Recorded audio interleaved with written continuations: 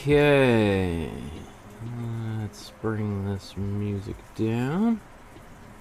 Let's see how my volume is. Maybe let's just take it up a little. Oh, let's see.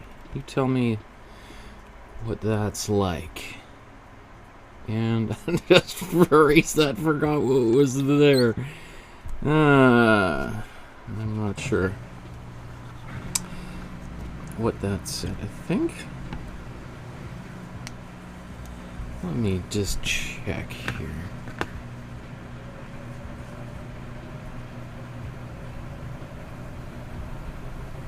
Yeah, I'm right. Okay.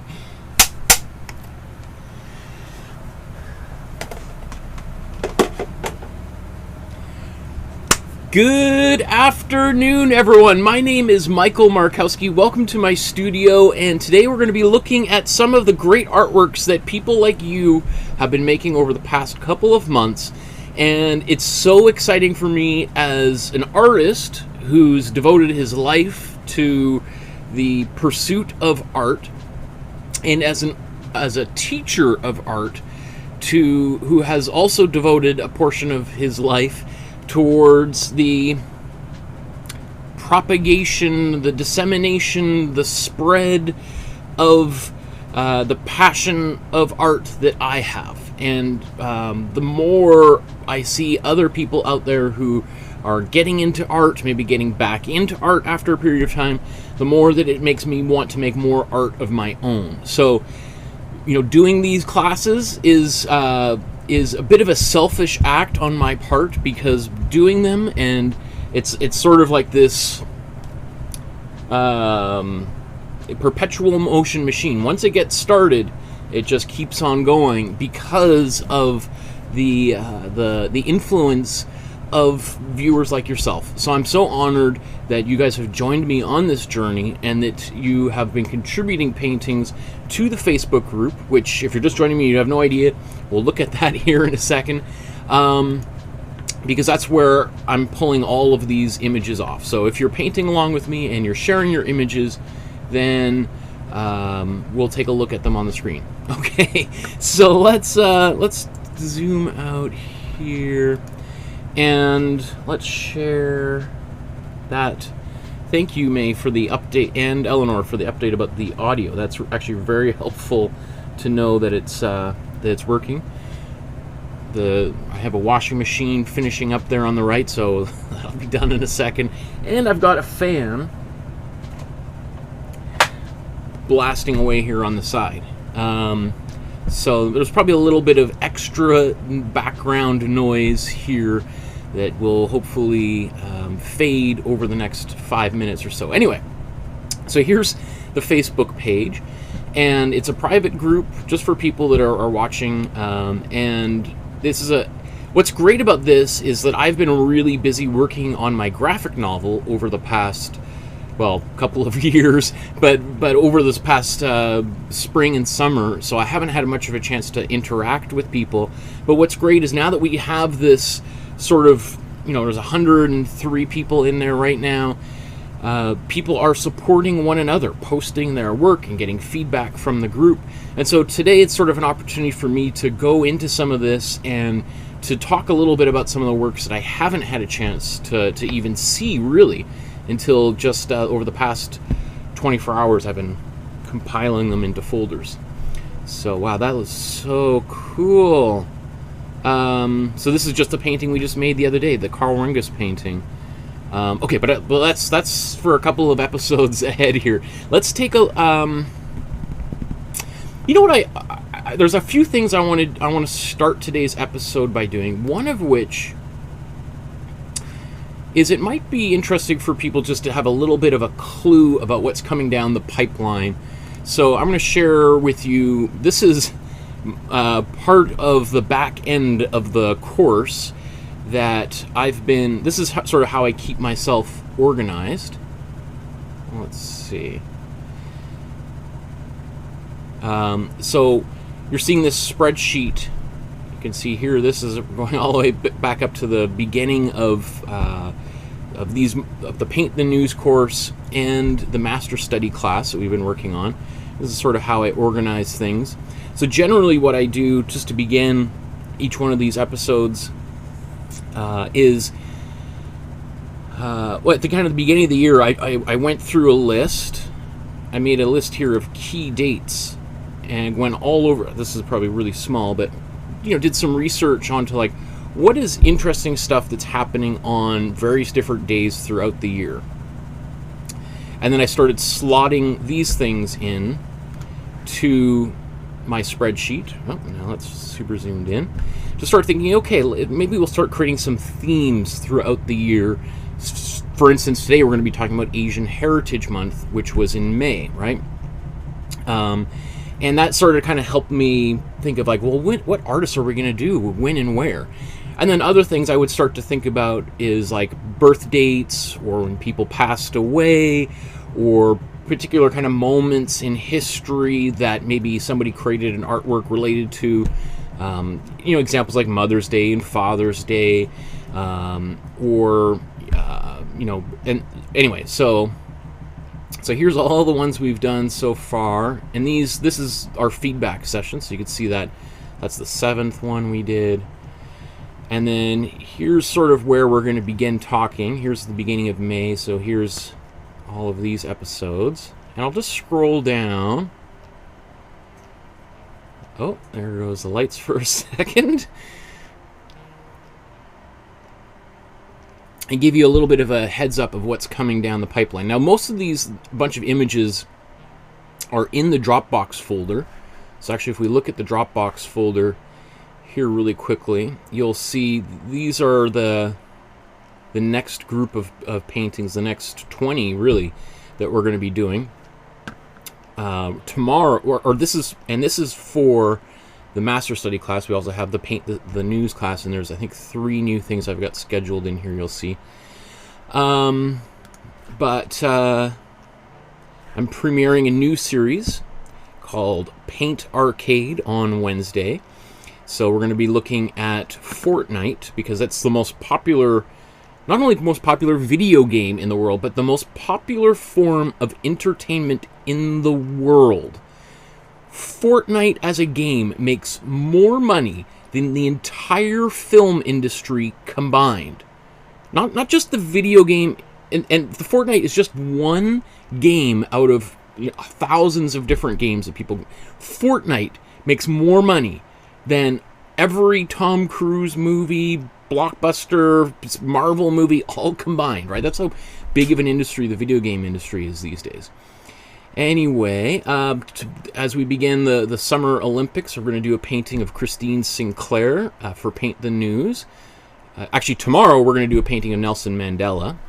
But Christine Sinclair is the most successful female soccer player of all time. Actually, technically the most successful soccer player of any gender of all time, and she's Canadian. Isn't that cool?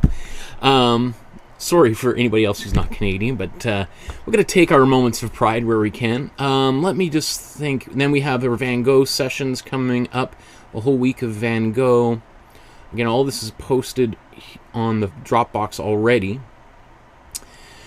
And then we're going to be looking at the anniversary of the Canadian Space Agency. We're going to do a Chris Hadfield painting of him in the space station. A Titian painting. He's one of the greatest artists of all time. Probably one of the most underrated of the great artists of all time, Titian. We got Grandma Moses coming up here. I've actually got a whole bunch of Grandma Moses books. So I'm usually like 2 or 3 months ahead of the pack here as to what I want to do. And then we're going to celebrate Brazilian Independence Day with a couple of the greatest Brazilian artists of all time. For back to school, what I wanted to focus on is the Hudson River School, which you may not have heard of, but if you are from the New York region, the Hudson River School is basically your equivalent of what the Group of 7 is to Canada. So the Hudson River School, known for these gigantic paintings of landscapes, are super gorgeous, beautiful images. Let me see if I can just... Oops. Won't make it any bigger. Anyway, then we have Hispanic Heritage Month, which is actually a U.S. or not holiday, but a kind of history month, but I'm co-opting it for our purposes. And so we're going to be looking at some of the greatest Hispanic artists, Latin American artists, Diego Rivera in particular. Botero, huge. We're going to be looking, then I've got Arcimboldo, which is, he's very famous for making paint. He's a Renaissance artist, 500 years ago, very famous for making portraits out of fruit and vegetables. So we'll be looking at that. We got Islamic Heritage Month, so I'm really excited about that. We're going to be looking at some of the artists who are definitely not well known here in the Western world, but are rock stars back in the East. And then we're doing a whole week of Picasso. It's not, whoa, where did that go? So I know people have been asking, when are we going to do Picasso? He's the most famous person. And we'll talk about Picasso as we go into October there. And then, we're going to do Walt Disney. We're going to do a Back to the Future day. What else we got here? I mean, we're going to do a painting for Guy Fawkes Day, which is sort of like the Halloween in England, which when I was living in London, going to the Royal College of Art there, I got a taste of how they celebrate that holiday. Yeah, and then we got Thanksgiving. We go all the way into December. December doesn't have a specific theme, so this is a great opportunity for me to kind of catch up on a bunch of really important artists that we haven't really that need to be talked about because they're so important. Okay, so let's that's a bunch of stuff. Let's go right into looking at a paint. You know what? And I also wanted to show. Can I find it? Okay. So the way I want to begin today is something a little bit different. I wanted to just sort of show an example of an artwork that someone made and then took my feedback on and reworked the image. Now, why isn't that popping up? What's going on here? Okay, there we go. So, because I think, just for me, selfishly, as an artist, it's really exciting when people are listening and then go back to the studio and work a little bit longer on their artwork. So here's Laurie's version of, I think, Humpty Dumpty, who sat on the wall. What is the rest of the Humpty Dumpty? Okay, but anyway, I have a daughter. I guess we haven't gotten to the Humpty Dumpty. We're still learning how to talk. I'm watching a lot of Peppa Pig. But anyway, so here was this version of the painting, and I made some suggestions, and Laurie went back and made some very subtle changes, which I think really elevate this painting. So here's version 2. It's the same painting, but she's just added a little bit of shadow underneath the figures and the blanket, and also on top of the blanket, I guess, or not the, what is it called when firefighters pull out that tarp or whatever, trampoline, so when people fall they can try to land on it.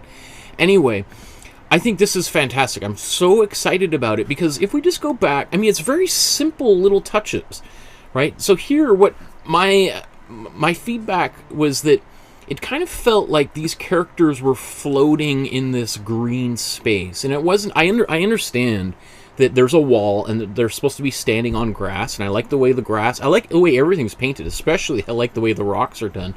But what I love is that she went and just added these little shadows. It looks like she brightened up in a few places, which I actually think was great as well.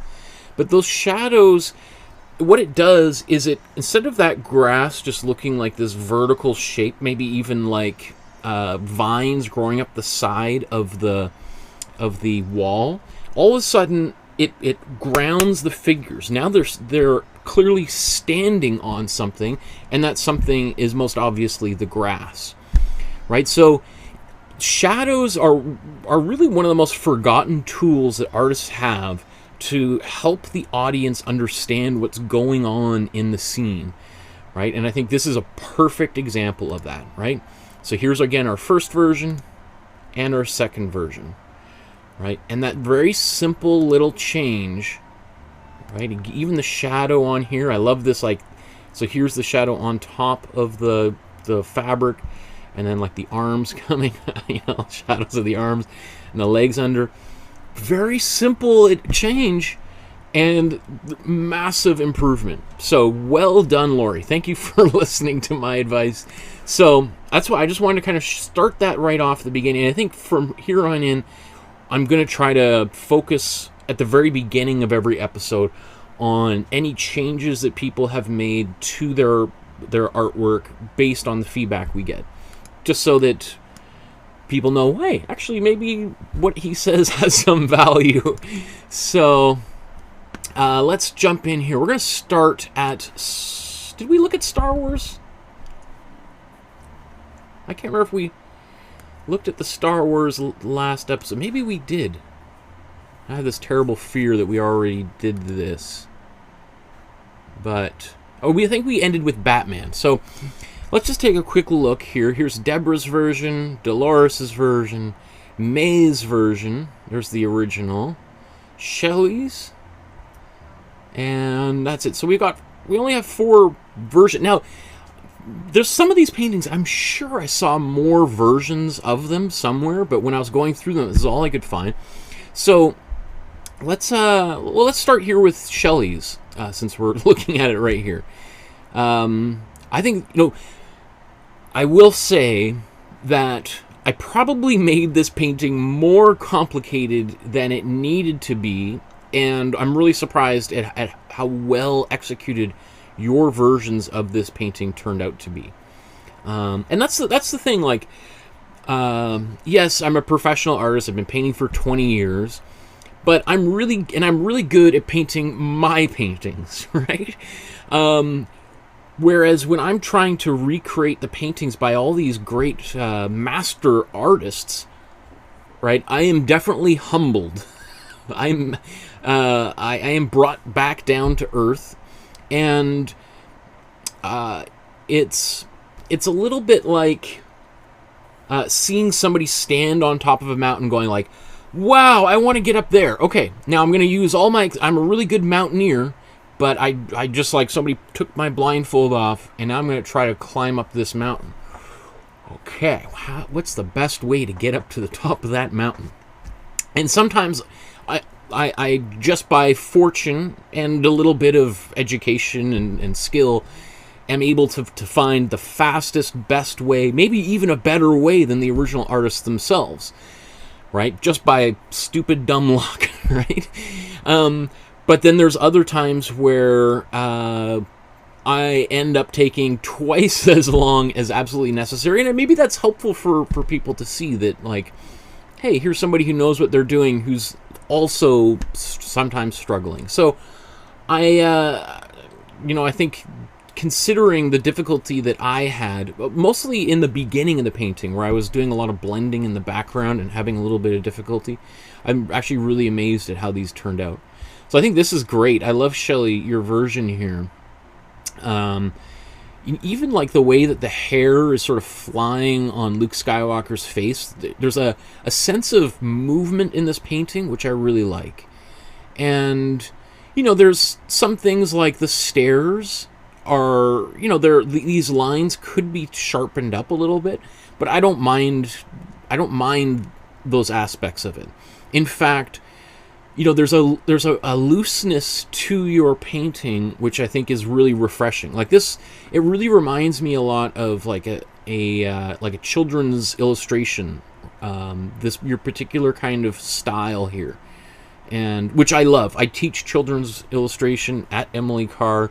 We look at the books of. We have a really great selection of children's books in the library, and hopefully it comes across that I have a very diverse sense of what great art is, and I don't have like, no, only Renaissance paintings are art and everything else kind of is this, you know, I see some, you know, like Eric Carle as being equal to Leonardo da Vinci. And as ridiculous as that might sound, I believe it firmly. That Eric Carle, I think that's how you say it, the author of The Very Hungry Caterpillar, or Dr. Seuss, right? Anyway, I think this is great. I think, I also really like your background. I think that turned out really great. I love, you added I think a little more pipes and stuff back here. I think all that works out really nice. I don't really have anything to say about this. Yeah, let's keep on moving here. So here's May's version. You can see very different, right? A different approach to the background.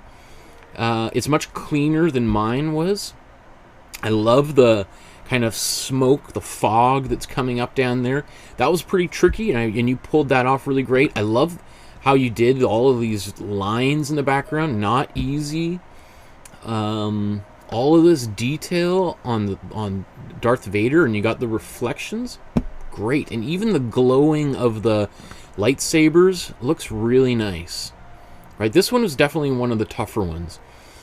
I'll also say one of the things that I'm planning on doing, because I'm getting close to my 100th episode, is I'm going to go back and look at all of the paintings that I've done and critique my own artwork.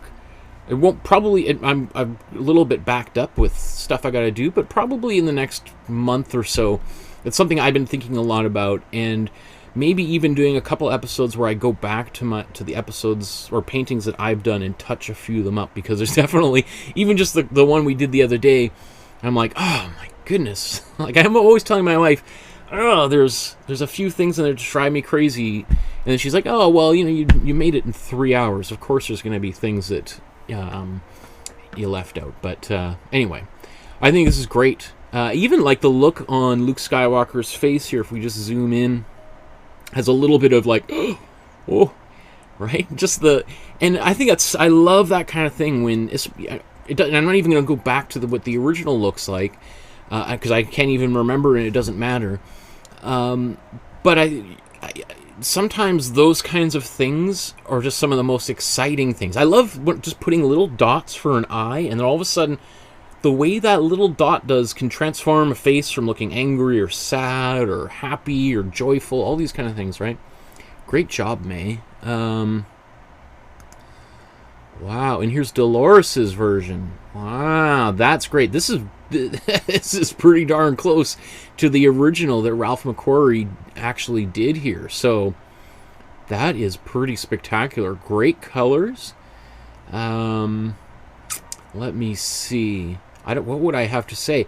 I mean, his cape is a little bit on the green side of things. I think that's how I painted it as well, because there is a bit of green in the original. It might be a little bit more on the green side. Maybe it could go a little bit more black, possibly. But the other thing I think about is the glow of this yellow, those lights, which you did very well, right? That's pretty hard, all that detail in there. Almost gives it that green cast anyway, so it kind of makes sense. So I don't know if I would change it. It's just something that I'm just noticing. I think it's fantastic. I think that's really good. I don't have any a lot of great work here on Luke Skywalker's body and these clothes. Like, that's a pretty small part of the painting, and you got a lot of detail into that very small part. So really well done. Really great. You can also see there's a lot of texture on this canvas, too. So all of that texture, the fact that you're able to get so much detail despite that texture is very, very exciting. And then here's Deborah's version of it as well. Wow, that is super... I'm just noticing the looks like the Converse running shoe there sticking out from underneath the cape. That's funny. Deborah often gives paintings a little twist. We'll see a few other ones here. That's great. And even the figure looks fantastic too. Great job. All the background looks really good. I mean, the only things I would say is maybe the lightsabers, or especially Luke's, is a little bit on the dull side. I think it could be brightened up, made a little bit more blue, and using a bit of glaze, you could make it kind of glow. You can see here, and it's interesting, Dolores added a little bit of an outline here, and May didn't, but it's got a little bit more of the glow, right? So, I mean, there's so many different approaches here.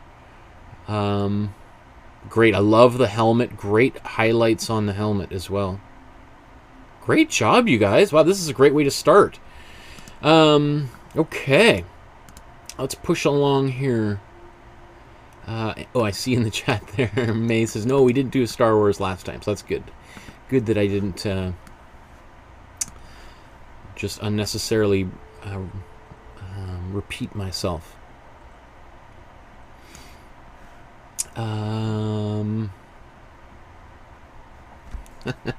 I see Marie is very excited to do some Tarsila and Botero paintings. Okay, so now we're going to look at Whistler's mother.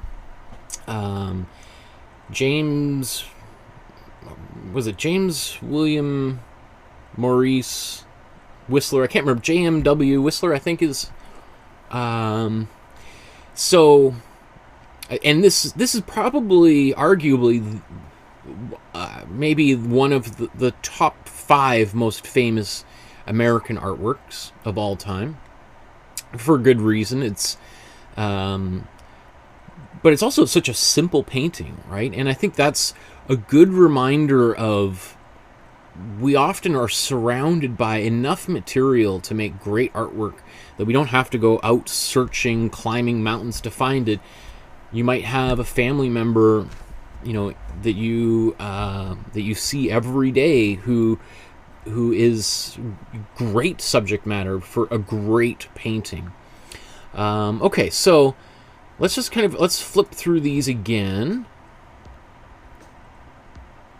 Sorry, that was Deborah's. Here's Eleanor's. Here's Heidi's. There's the original. There's Josh's. There's Josh's painting installed, hung on the wall with some of the other paintings. And there's another version Josh did, kind of based off the Mr. Bean movie, where he accidentally defaces the painting. Here's Lori's version, May's version, and Shelley's. So we'll just kind of go back up. Shelley, May, Lori, Josh, another Josh painting, Heidi, Eleanor, and Deborah. Wow, are you kidding me? These are fantastic.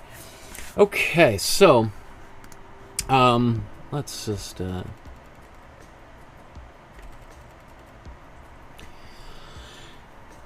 so as we look at these paintings, just thinking about, because this one, what's interesting about this painting is it's sort of like a study. It's all about subtlety and how an artist can use very simple modification of values to create a very emotional painting that has obviously resonated with millions of people over the years, right?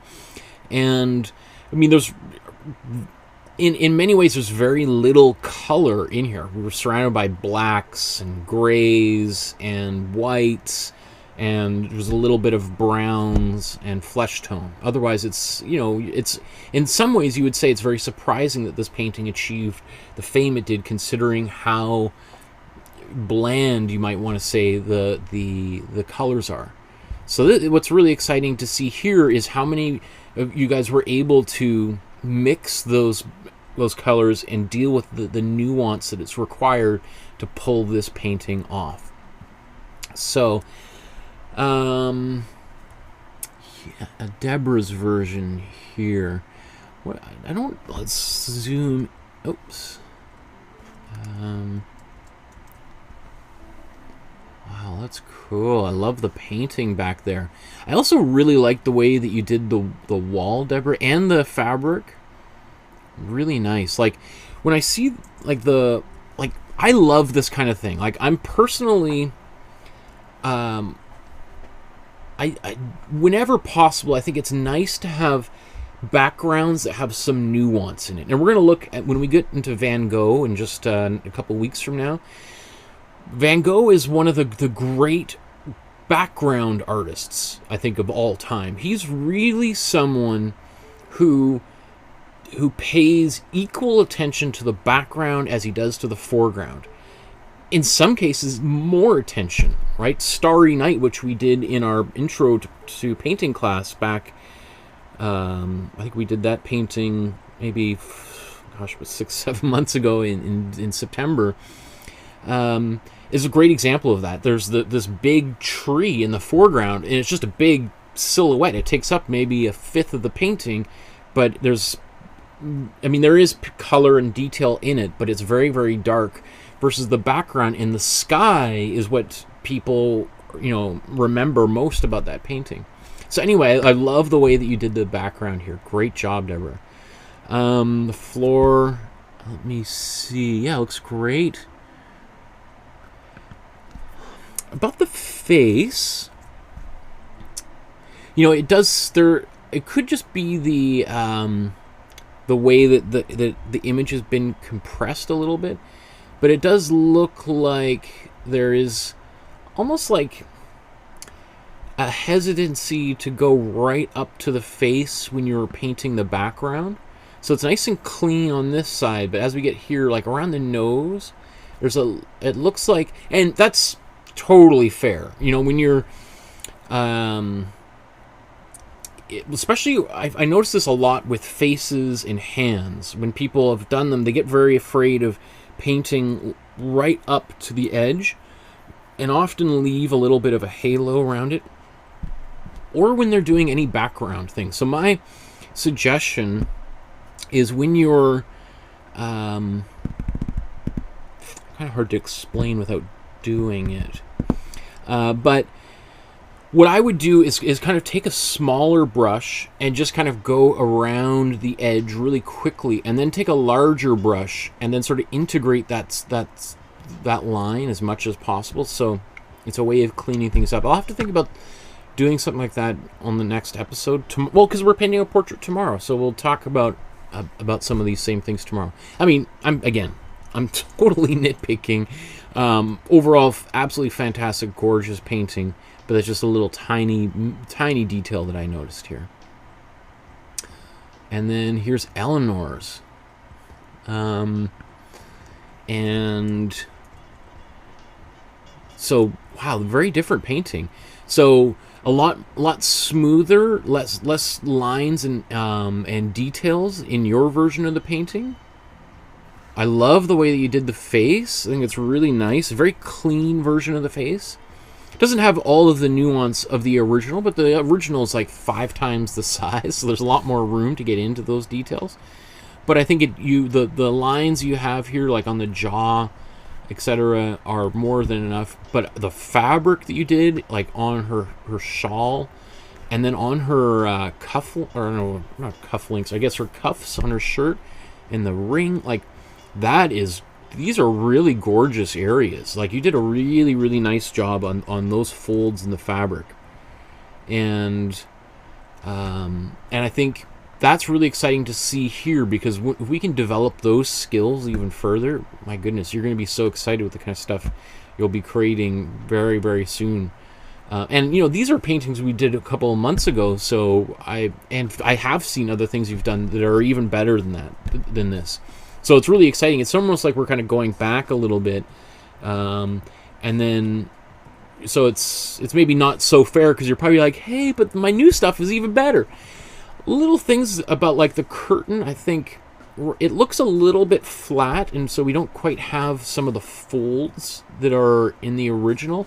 And to be fair, the original is very dark. Like, here's the original, right? Like, the shadows are deep and dark. So my recommendation for things like that is don't be afraid to actually just darken them. Is to, like, literally take some dark paint, maybe even black, and put some glazing fluid into it, and just brush it over some of those areas, and it'll darken things down. And then you may not even have to deal with those folds at all, right? But overall, great. I'm really excited by this painting, and these paintings in the back are really good. Well done. Very cool. Okay, so let's continue pushing along here. Wow, look at Heidi. That's great, Heidi. That face. That's great. Actually, let's... Oops. Again, it's a little pixelated on the computer screen. But I'm actually really amazed you're able to get that level of nuance in such a small postage stamp kind of space. Wow. So far, this is, one of the best faces that I've seen you do. There's a lot of feeling and nuance in there. And again, that's like that face is about the size of my thumbnail, right? Great job. Yeah, what else can I say here? No, I don't really have any. Again, I think, and this will probably be a comment that I would say for a lot of the paintings, maybe even my own, but just with time I wasn't able to kind of continue on here, is I think all of these could use a little bit more black and darken them down. Again, if we look at the original, looks like a big blob shape, like just totally black. Now, in fairness, maybe let's see if we can adjust the color. Right, so here's my color slider. If we go into the shadows,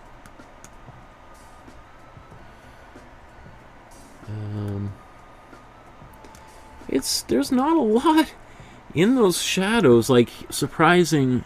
But one thing that because I talked about this in our the drawing course that I taught about how to draw fabric, and one of the things when we're drawing fabric is looking for the places where fabric hangs and where and where it bends and causes creases. So for instance, I'm not sure how well it shows up on the screen, but you can see in the original how, because her knee is here, this fabric kind of pulls at the knee and then also from her waist, so we get this kind of V shape or triangular form here. So that's probably something I didn't point out in when I was doing the actual episode, but now I am talking about it. But great painting overall, really great job, Heidi.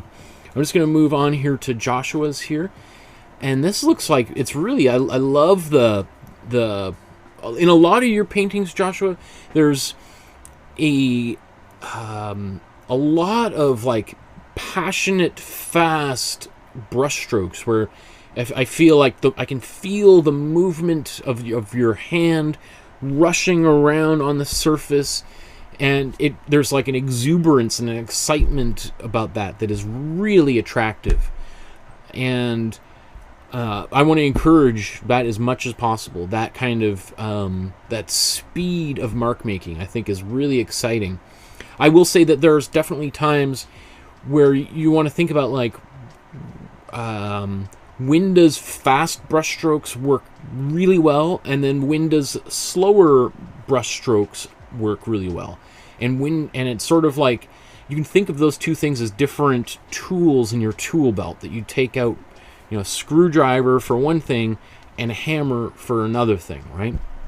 And so that one is not, it's not about like doing one at the expense of the other, but sort of using both tools for the job that's required. So I think, I love the speed of the brush strokes in the background. I think super effective. They really kind of they actually animate that background in a way that maybe the original doesn't have. Even on the curtain, I think on the face, there's maybe a little bit more attention could be given onto the face. It also looks like, because it makes the jaw look really long, right? I'd almost expect this to be the bottom of the chin. I think you could almost do, but the thing is then you'd have a really, really long neck. So, if you really wanted to do some major surgery on this, what I would do is probably drop the nose down to here and put the eye closer to the middle. The eye is roughly in the middle of the face from front on, right? So your eye would probably be closer to here, and then the nose somewhere here. In the mouth, you could kind of keep it there or drop it down. I mean, again, small technical thing. Do you want to make the change? Probably not. I'll also say that, like, you know, I'm just simply referring back to the original and assuming that everyone's goal is to reproduce the original as faithfully as possible. Now, does that mean every artist is interested in doing that? Absolutely not, right? In fact, some of the most interesting paintings, like when we talk about Botero, for instance, he's very famous for taking famous paintings like the Mona Lisa and then sort of transforming them into his own style. If you're not familiar with Botero, he's the guy who makes these paintings of people, and they're like they're like almost like cartoon characters. They're really big and wide, and so this big Mona Lisa who looks like she put on 400 pounds, right? And so he's made a whole career out of distorting images that we're very familiar with. So there's nothing wrong with doing that. I'm just saying, if your goal was to get closer to the original, then here's a few things you could do to tweak it. If you're not interested in that, then by all means carry on with what you're doing, because you're doing great. So there's your work installed. I love that you frame your artwork and you hang it all the time. I think that's great. This one was very funny. I thought is this actually this is not the is this the same one? No, this is a different one. So it's actually really exciting that you did two versions of the painting, and then this one you painted over on top of. And there's many people who have done that online. I think when we did this episode, I showed a bunch of those paintings of how people manipulated them just like Mr. Bean did. Great job. Wow, look at that, Lori. Woo, okay. And just as a reminder, Lori was the one who did the painting at the very beginning of the Humpty Dumpty, right? So this is really exciting to see the kind of work that you're able to produce. My goodness. That is a great portrait, right? And, you know, again, a very different one than who were we looking at earlier that also did, right? Another really great rendition of this face, right? Heidi's versus Lori's here. Obviously a little bit higher resolution, so not as pixelated. But a lot of feeling, a lot of emotion here. And I think, you know, when I was talking, I think what Lori's done a great job with is kind of going in and outlining a little bit with the background color around the face here, and then incorporating that with a larger brush into the background. And I think that was something that I was talking about with Deborah here. Right, so it just looks like a little bit of a blurry outside edge, and again, it actually could just be totally fine, just because of the way it's compressed. It looks a little bit blurry on that side. What else can I say about this? I don't think I have anything I can add other than I'm very proud of you for this painting. Great job. Background again, very nicely done. You can see how really going dark. But not just full black, not a big black blob, but there's, you know, I'm sure if we brought up the brightness here, we would see a little bit more detail in there, but it feels like a solid shape, and those shadows behind it are really nice. Great job, nice working with the subtlety. Wow, here's May's version of the paint. Oh, May's version of the painting. Very cool. Yeah, great job. Again, these details, like, looks like the lace on the headdress there. That's beautiful. Right, great lines on here. What would I say? I noticed it looks a little bit like this. What would you call it? Like the molding along the bottom of the wall. It looks like it is a little bit uneven, like it kind of goes up and down and up, and this one kind of goes here, and then it kind of bends a little bit. So I mean, it's a very small little thing, which maybe is not a thing at all. Personally, there's two ways to go about that. One would be to kind of straighten that line up. You know, maybe put a little bit of this, your ground color, and just kind of clean that up a little bit, right, and straighten those out. or to do the opposite, which is to kind of, just like Whistler did, is to just darken everything dramatically, and then those things just become less and less obvious. But again, like, we're talking about a very specific artist from a specific point in time who was, you know, like, almost like tyrannical about precision, right? So that would be something like, if he would see this, he'd be like, oh my goodness, it drives me crazy. But there's, you know, obviously for the past 100 years of painting, there's many people who have shown that you can make paintings where all the lines are really wild and wiggly, and have become far more successful than Whistler could ever have dreamed of being. Right? So the other thing, you know, in this curtain looks a little bit straight at the bottom, right? Might need a little bit of waves. But again, tiny, ridiculous comments. I really like her expression. There's a bit of just sort of like those eyes wide open, as all mothers are just like, you know, have that sometimes 1,000-yard stare. Think of my wife like that sometimes. I catch her just like, okay, and then we'll look here at Shelley's. This is the final one for Whistler, and then we're going to move on.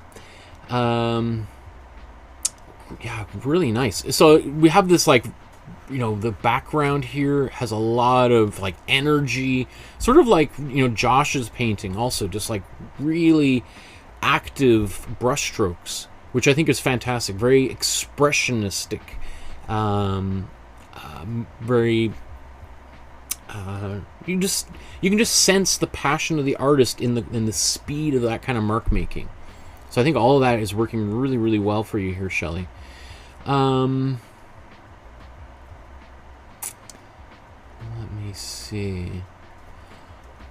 Oh yeah, I just realized. Thank you. I see in the chat her Heidi's saying Maria posted some things on her Instagram. I think it was Maria. There's a few people posting stuff on Instagram, and I'm just remembering I didn't get a chance to post. Okay. Anyway, wow, that's really cool. Again, this is a very, like, just like what I was talking here with May and the background, these lines not being straight. Is that something that bothers you? If it bothers you, then you can fix it. If it doesn't bother you, then what I encourage people to do is really embrace that and really sort of just go wild with it, and not worry about rulers and straight lines and all that kind of thing. Like, all it means is that there's, as an artist, whenever you sort of get feedback like that, it's sort of like, okay, do I want to spend time working on this and getting better at that? Like, do I see this as a deficiency in my ability as an artist, or do I see this as like my style coming through the artwork, right? And so my questions would be, you know, is this something that bothers you? If it bothers you, then it probably means you might want to just spend time kind of cleaning those details up. But if it doesn't bother you, you're like, oh, I don't care, I think it looks cool, then that's also really exciting, because that says, like, okay, well, let's mine that. Let's start thinking about other artists who were very loose with the way that they drew or painted, right? Because there's many examples of that. Okay, great job, everyone. So, let's see if there's more images there that, Okay, so let's move on here. So now we're going to start looking at our Asian History Month artists that we featured. And Chi by Chi is the first one here with the 12 landscapes. If it opens soon here. There we go. Okay, and hopefully this all opened in the correct order. We'll see here very shortly, because If you recall, that episode was our longest episode that we've ever done. It was like a 6.5 hour long episode. I think it began at 4 in the afternoon and ended at like 10:30 Pacific time, or 1:30 in the morning on the East Coast. But we also did 12 paintings, right? So if you break it down, we did basically a painting every half hour over that span of time. So, and not everyone did all 12 of them. Some people did 3 of them. I think some people did 1 of them, and that's totally fine. I was really excited to see so many people tackle this, because we have, how many? There's 19 images, but I think maybe, looks like about 6 or 7 of you submitted images. So we'll take a look at this. So let's go through them here. Here's Deborah's. I think Deborah did all 12. And here's Dolores. So I think Dolores, did she only do 1? I thought there was maybe another one, maybe. Here's Gail, attempted to do this, and then I think gave up, and then decided to carry it through. So here's the full version. Here's another kind of way that Gail did hers. And then we have Heidi's. Oops. And then here's a closer up of that one. I think that's 5 on one canvas, because there's many different ways you could paint this painting. And here's Joshua, did 1 or 3 of them on one. And May has, I think, did all 12. And Charmaine did all 12 as well. And then here's the, I think Charmaine put these up in their, I think it was, I don't know if it's their office or someone that they're friends with.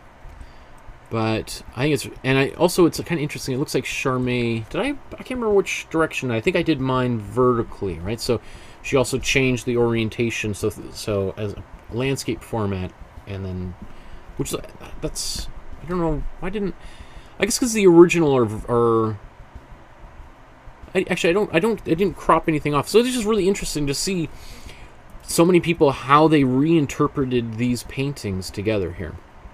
So maybe let's just kind of zip back up here. Charmaine's versions.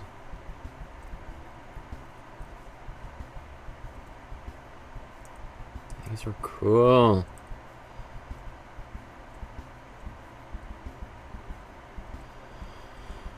Okay.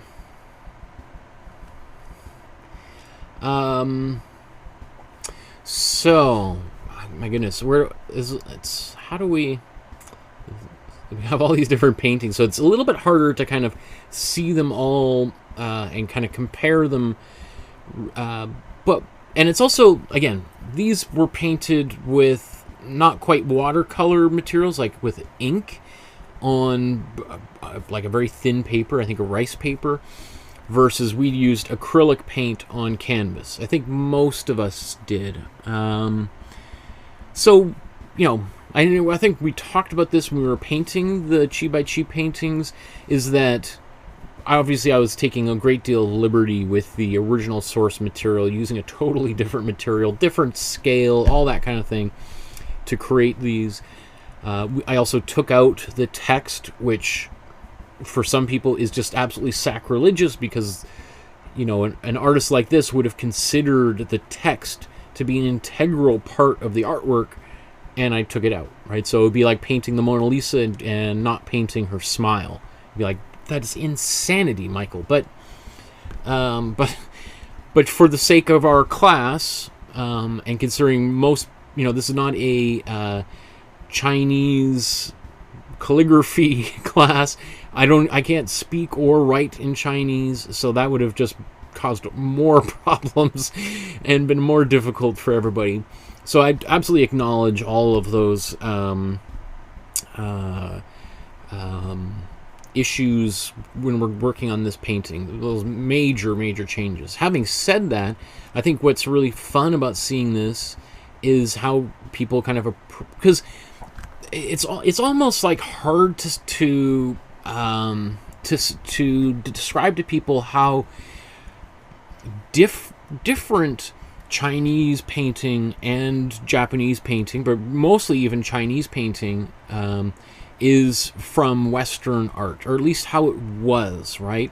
And we talked about with some of the other artists that we'll talk about here shortly, about how difficult and the severe repercussions that they suffered when they started to incorporate those Western influences into their artwork. In some cases, they were sent to detention camps for years, decades, until they changed their tune, right? So I think it's just kind of, I think it's really great that so many of you went outside of your comfort zone to try to learn from this great master and paint in a very different style that might be way, way outside of your normal comfort zone.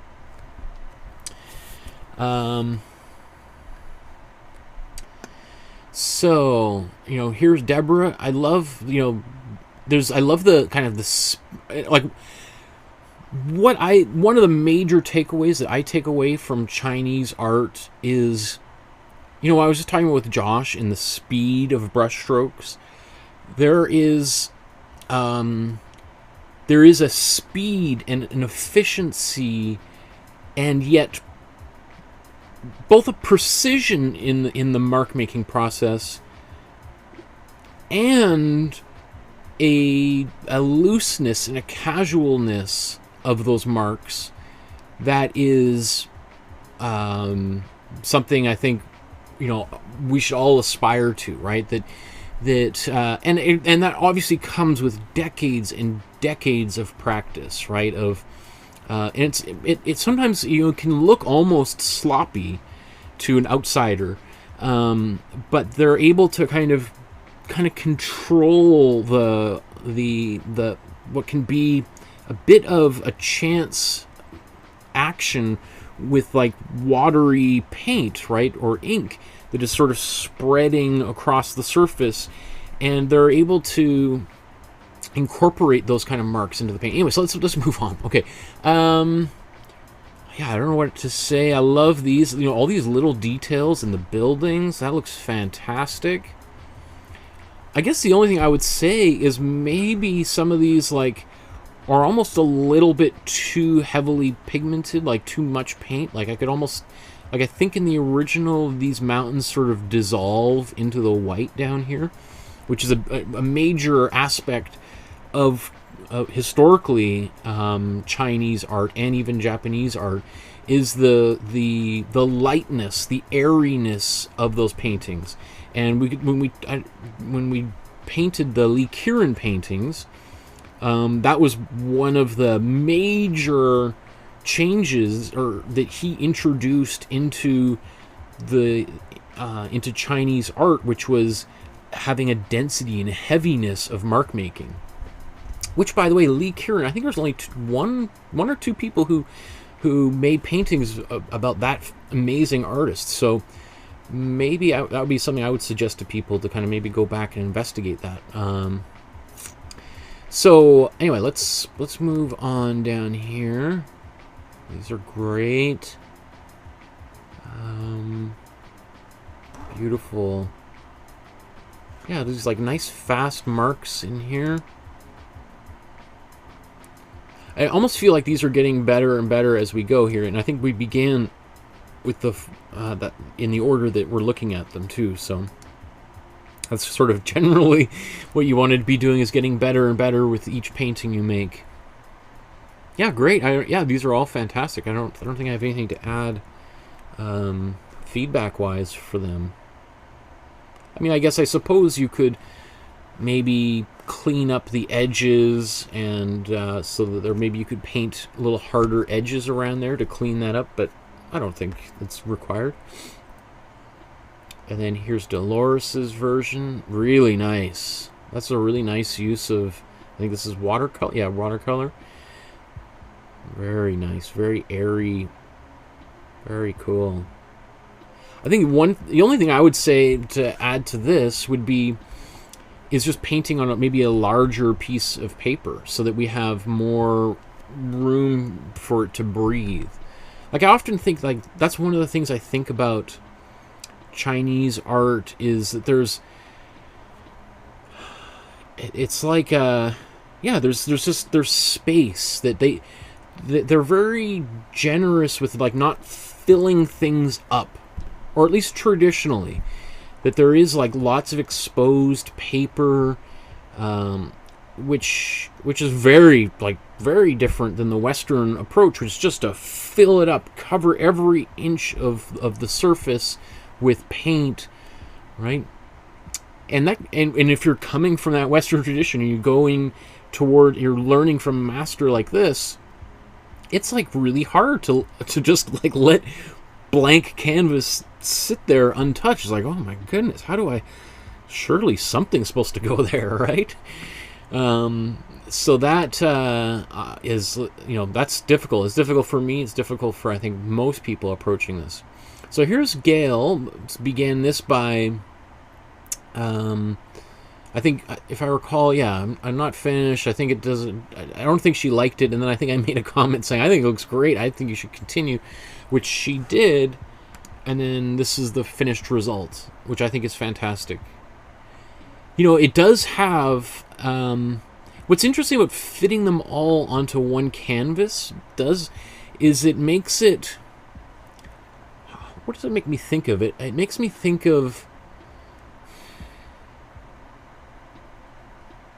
because there's such long strips, is, I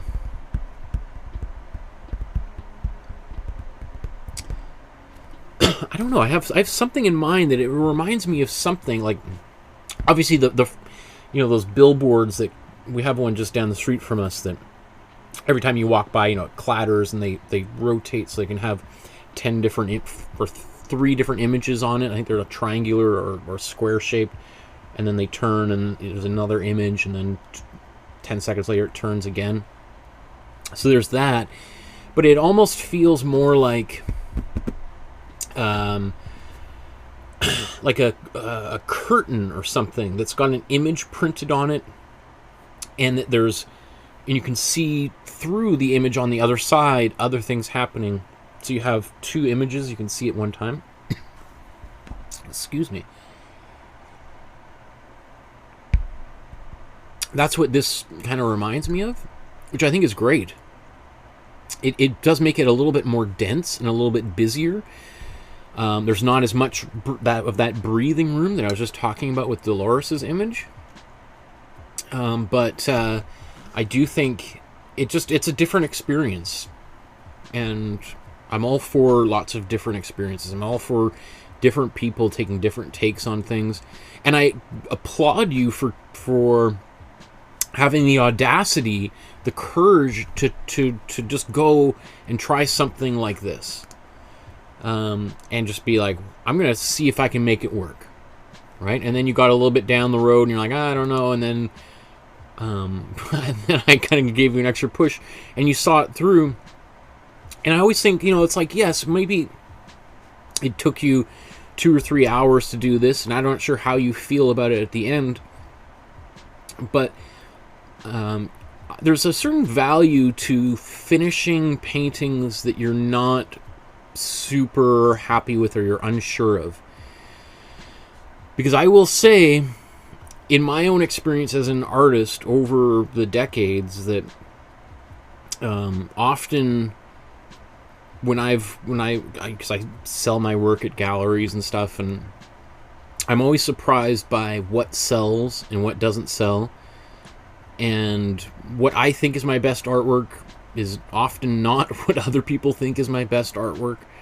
I've had gallery owners kind of flip, I have an exhibition, I'm supposed to show 15 or 10 artworks, and I'll often show up with maybe 20. I always try to make more artwork than is necessary. That way I can go into the gallery and we can put them all on the floor, and we can kind of start spreading them out and organizing things. And then I sort of turn a lot of the the business over to them and be like, you know what, you're the one who can sell the work. If you can sell whatever's here, then you make those decisions. If you can see some things like, oh, you know what, I like all these small ones, we'll put those ones up. Oh, but this small one sits really well next to this big one. And this one you did here is just sort of like the outlier. It doesn't kind of go with anything.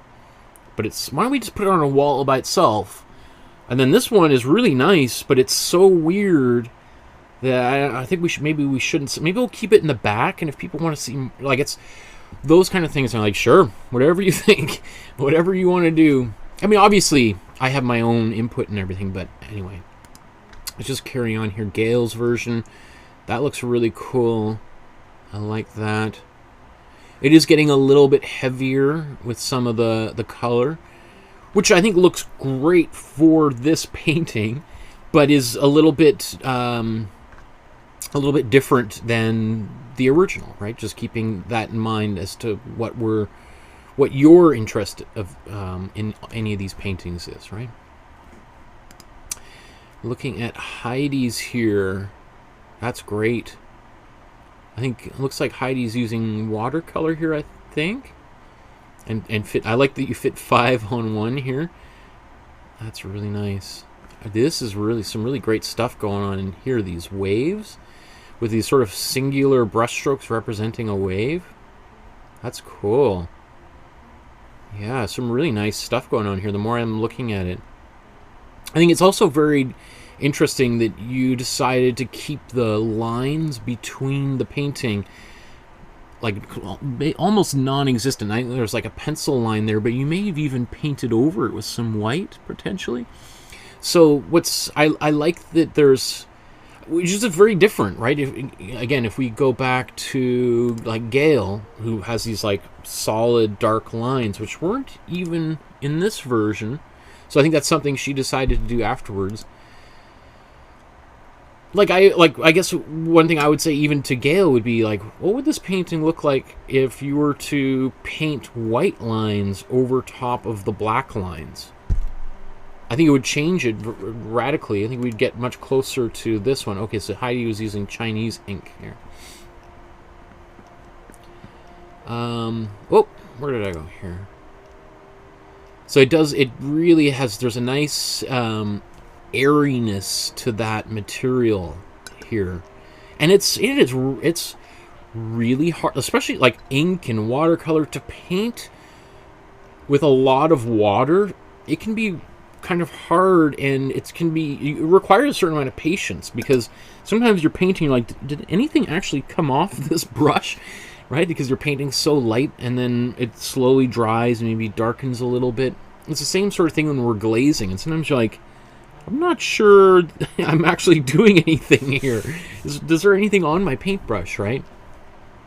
And I think there's a bit of that kind of balance with a lot of Asian art as like almost like totally transparent marks, and then some like very solid, like particularly in the writing and the calligraphy marks, right? That, you know, stand in stark contrast to that lightness. And that's just a good reminder of how you can use that same sort of technique elsewhere in any of your paintings, maybe in a Star Wars painting, etc. Is that balance between heavy, solid lines versus like almost invisible lines can create a lot of depth in the painting. Joshua looks great. Again, just what I was saying to other people, maybe a little bit heavy in certain areas here. I think it might be really interesting, Josh, since you make a lot of work anyway, but thinking about like having a little bit more transparency in some of your paint, whether it's painting images like this, some of these Asian artists, or even in other things you paint, right? I don't know if you've done a lot of watercolor, but it might be fun to investigate a little bit of watercolor as a change, as a challenge for you. And here's May's version. Very cool. It looks like you've gone over here, added a little bit of paint onto the top to clean that up a little bit. I think that worked well. Although it is a little bit in contrast to these nice sharp taped lines that you have. So there might be just something for the future, is to think of like adding a little bit of tape and some and sealing it, and then painting white over top, just to get that extra little bit of sharpness. Like I say, great. Even like, I like that you added a little bit of white and kind of just lightened up some of these areas to kind of just get rid of maybe some of the, what you might have felt was a little bit of heaviness in there. I think that worked out really well. And these are great. Yeah, I think same thing with Dolores, like as, or was it Deborah, right? As you're progressing here, clearly getting better and better each one of these paintings. These are great. Really nice job. And to do all this with acrylic, this was not an easy thing for us to do, so well done. Oh, how come that keeps jumping? Great. Great. Love it. Beautiful. I think, which one was it? This one? This one just feels to me the most successful of all the ones that you did, May, but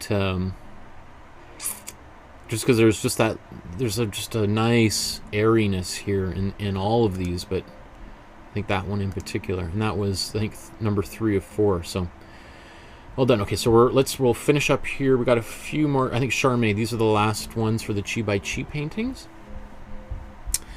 Wow. These look great, and I love that you added a stamp to these. Now, is that just a... I think you painted those in rather than actually stamped them in, but I could be wrong. Like, that's a really nice job with the painting of that, of the artist's kind of stamp. Really cool. Really nice, very nice subtleties of the paint. Like, we could see some of the, I don't know if it's a glaze that you've probably used here to kind of get some of that watercolor look with acrylics, which is one of the reasons why I really wanted to share this artist and to try to do it with acrylic.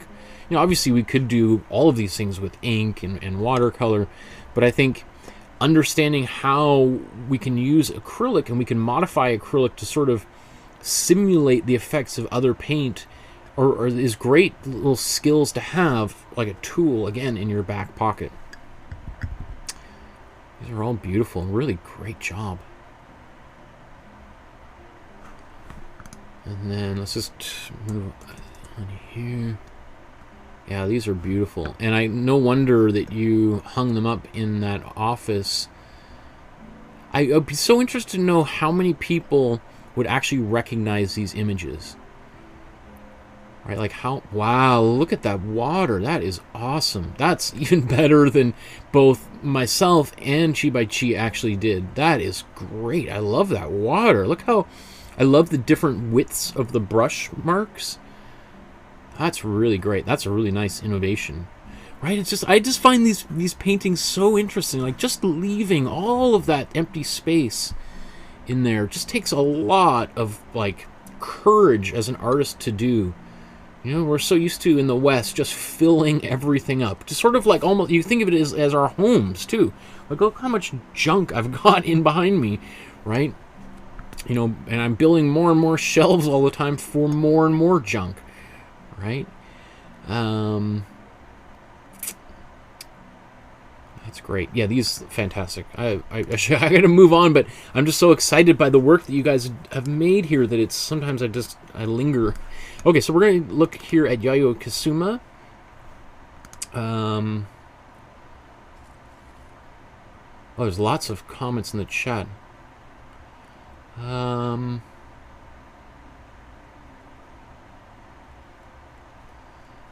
me just see.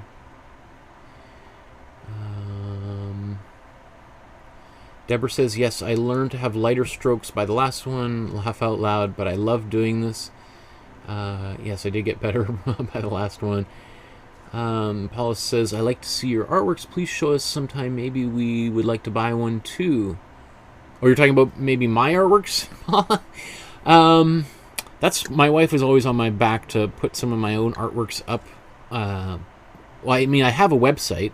that's got lots of art up on there, but for sale, my wife is like, I've got shelves behind here full of, she's like, put it up on there and sell some of this stuff. So I think she just wants me to clear out some room here. Let me see. Eleanor says, Michael, I went back to my painting of Mother and painted your suggestions. I love the way the suggestions really helped. It made a big difference. Thanks so much for your help. Great. That makes me so excited. Yeah, I don't know. Was that something you're... I guess I think I commented on that one before. I was like, wow, you're working on it right now. That was fast. Okay, so let's take a look here at... oh, how did it... Okay, interesting. So here's Deborah's version. Let's kind of just scroll through them. Deborah's, Eleanor's, Gail's, Heidi's, Lori's, May's, Molly's, Paula's, Sue's. Okay, and let's kind of go back up here. It's wow. These look great. Wow.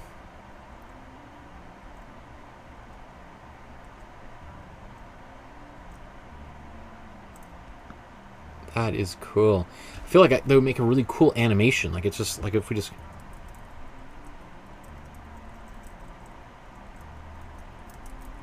Probably giving people a heart attack flipping through so quickly.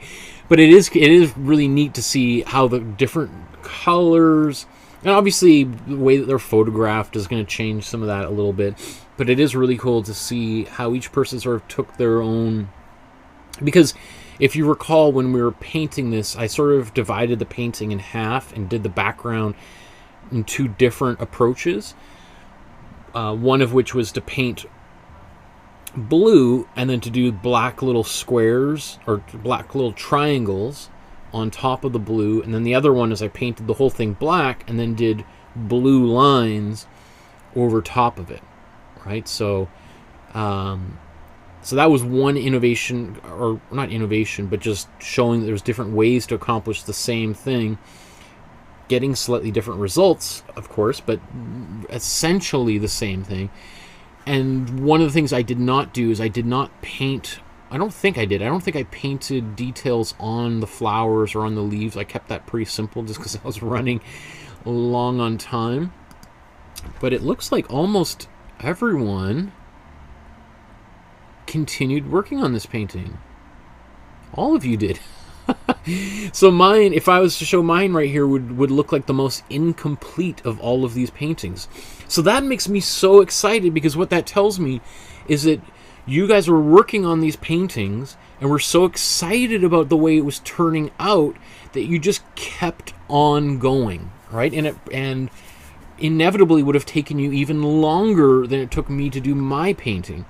So that is like, again, as a teacher, whenever students like spend more time on a project than is asked of them, and you're like, oh wow, that makes me so excited, because generally in my experience most people are like, want to just... I've even had students like, how can I do this as quickly as possible? I've had many students tell me, I've got so many projects to do, what do I have to do? Just tell me and I'll do it. And you're like, oh, okay, well, I wish there was a little bit more enthusiasm. But I understand that people are busy. But anyway, it makes me really excited to see how excited people got about Kusama's artwork, and these paintings in particular, because I'm a huge fan of hers. She's really... amongst, you'd be hard pressed to, if you were to make a list of the most important artists alive today, any list that did not include her, I'd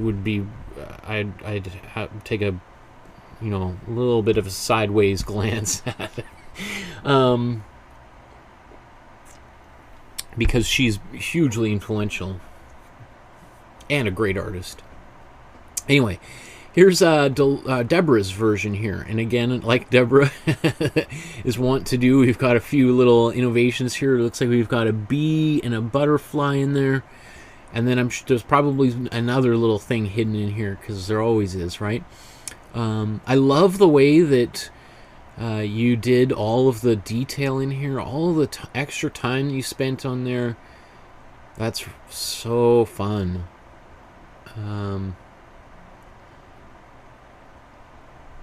Oh, here's Deborah saying, Yayoi Kusama is an amazing lady, so I added a butterfly symbolizing the soul and a bumblebee which symbolizes the creativity of her soul.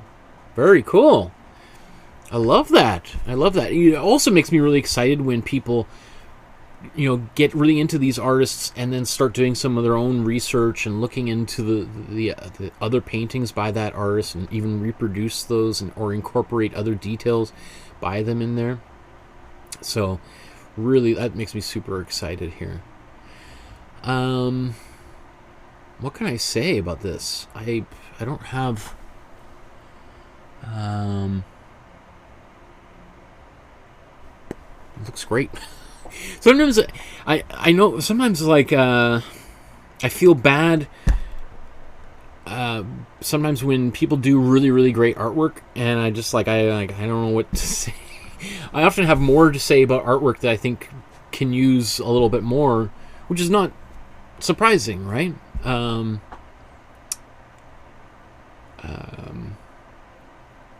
I don't think yeah, what am I going to say? That's great, Deborah. And again, I love the little added things that you put into these paintings to make them your own. Which I think is a great idea because it helps give you more ownership over that painting. And I would encourage anybody else to do that same sort of thing. Like, whether it doesn't have to be adding like different faces, which we'll see here with Superman, or bees and butterflies and that kind of thing. It can be just the choice of color. Like, I've seen a few comments by people saying, oh, I really like this painting. I think I'm going to paint it in a different color so that I can hang it in my bedroom and it'll match something in the color of the wall or something.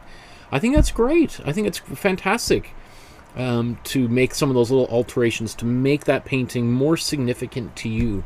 That's one of the things I'm always telling my students in school is you have to find, like, this is a different experience than when I'm teaching in at university, but I tell students, like, you have to make the class interesting for yourself, otherwise you're not going to commit yourself to it. So even if you don't like the assignment I'm giving you, then come up to me and ask me if you want to do something different, or you want to add a tweak to it, or you want to explore some of your own ideas and themes through the exercise or whatever it is, because then that way you're like, oh yeah, rather than like, oh, we gotta do this stupid thing, oh, barf, right? I always think, okay, make it your own and then get really excited about it and use it for your portfolio or something. So again, like, look at this. This is cool, Eleanor. So I think I made a little note there. It says, I'm not completely happy with it, but I have great appreciation now for her steady hand. Wow, what are you not happy about with this painting? I think it looks great. I think there is maybe a small amount of confusion between the stems of the flowers and the lines in the background. But I don't mind that, and the fact that you put little dots all over them. Oops, where'd that go? Helps to create that distinction. And I don't think there's anything necessarily wrong with the viewer having to look a little bit closer at things. In fact, there's a lot of artists who go to their way to create a small amount of confusion to pull somebody into the artwork. So I think it doesn't bother me. I think it looks great. I love all the changes you made on here. And again, I can't even remember what the original looked like, so I don't even remember what patterns were on the flowers, etc. But I think it looks great. I have no idea what you're not completely happy with about it. I'd be very happy with it. This is one of my favorite paintings. This is, I think, one of my wife's favorite paintings that we've done thus far. And even before we began it, she's like, oh, I love that one. That one's going to go upstairs, right? All the best paintings that we've done end up upstairs in our living room. And then the ones that we don't like, she's like, well, maybe we can make some room for something else where this one is. Okay. I'll take that one back down to the studio. That's cool. So here's Gail's. Looks great, like totally different. So Gail really outlined everything with this red. So it's very interesting. Like look at the difference between outlining this flower. Like we have the same pink in all of these, I think, very similar pink anyway, as the base layer for these two flowers. But this one's outlined in red, and this one doesn't have an outline. And it all of a sudden looks very different. I think that's really exciting. That's really cool to see that. Because it just shows you how little changes make a big difference. And even in these leaves, very nice. Like just a little bit of dark, even outlining around here. Oh yeah, it looks nice. Look at this. So you painted a dark green and then went over top, excuse me, with that lighter green. Wow. So, you know, for all of you, this was a time-consuming painting, right? It definitely took a while to pull it off, but doesn't it feel like it was really worthwhile? By the end, it's sort of like, yeah, this took me maybe 4 hours, 5 hours, but now this is something I feel very happy with being on my wall in my dining room, or where, you know, when people come and visit, which will happen again sooner than hopefully. When that happens, you know, people are like, wow, this is really cool. Where'd you buy this? Oh, I painted it. It's based on a really famous artist, Yayoi Kusama. I'm like, oh, wow. Right? So I think there's going to be a bunch of us who are going to have lots of cool artwork to share with friends and family when the world opens back up again. Here's Heidi's version. I'm going to try to speed through here because I feel like I'm going super slow, and I want to cover 1, 2, 3, 4, 5, 6, 7, I think 7 more paintings before we're done. So, let me see here. So, one thing I thought was really interesting. So here's Heidi. I think she said something like she decided not to continue doing the black lines all the way to the edges. And it took me a little bit of a double take, and I was like, I didn't even really see that there was only black painted around the central part of the flowers and not extending all the way to the edges. And I actually really like this. I think it turned out really well. It was a really interesting experience. It almost, like, I don't even I mean, I've seen this artwork a few times and thought about it, and I feel like it looks perfect the way it is. Like, you made a really smart decision to stop when you stopped. And it makes me think, like, wow, this background is actually really cool. That blue looks really cool.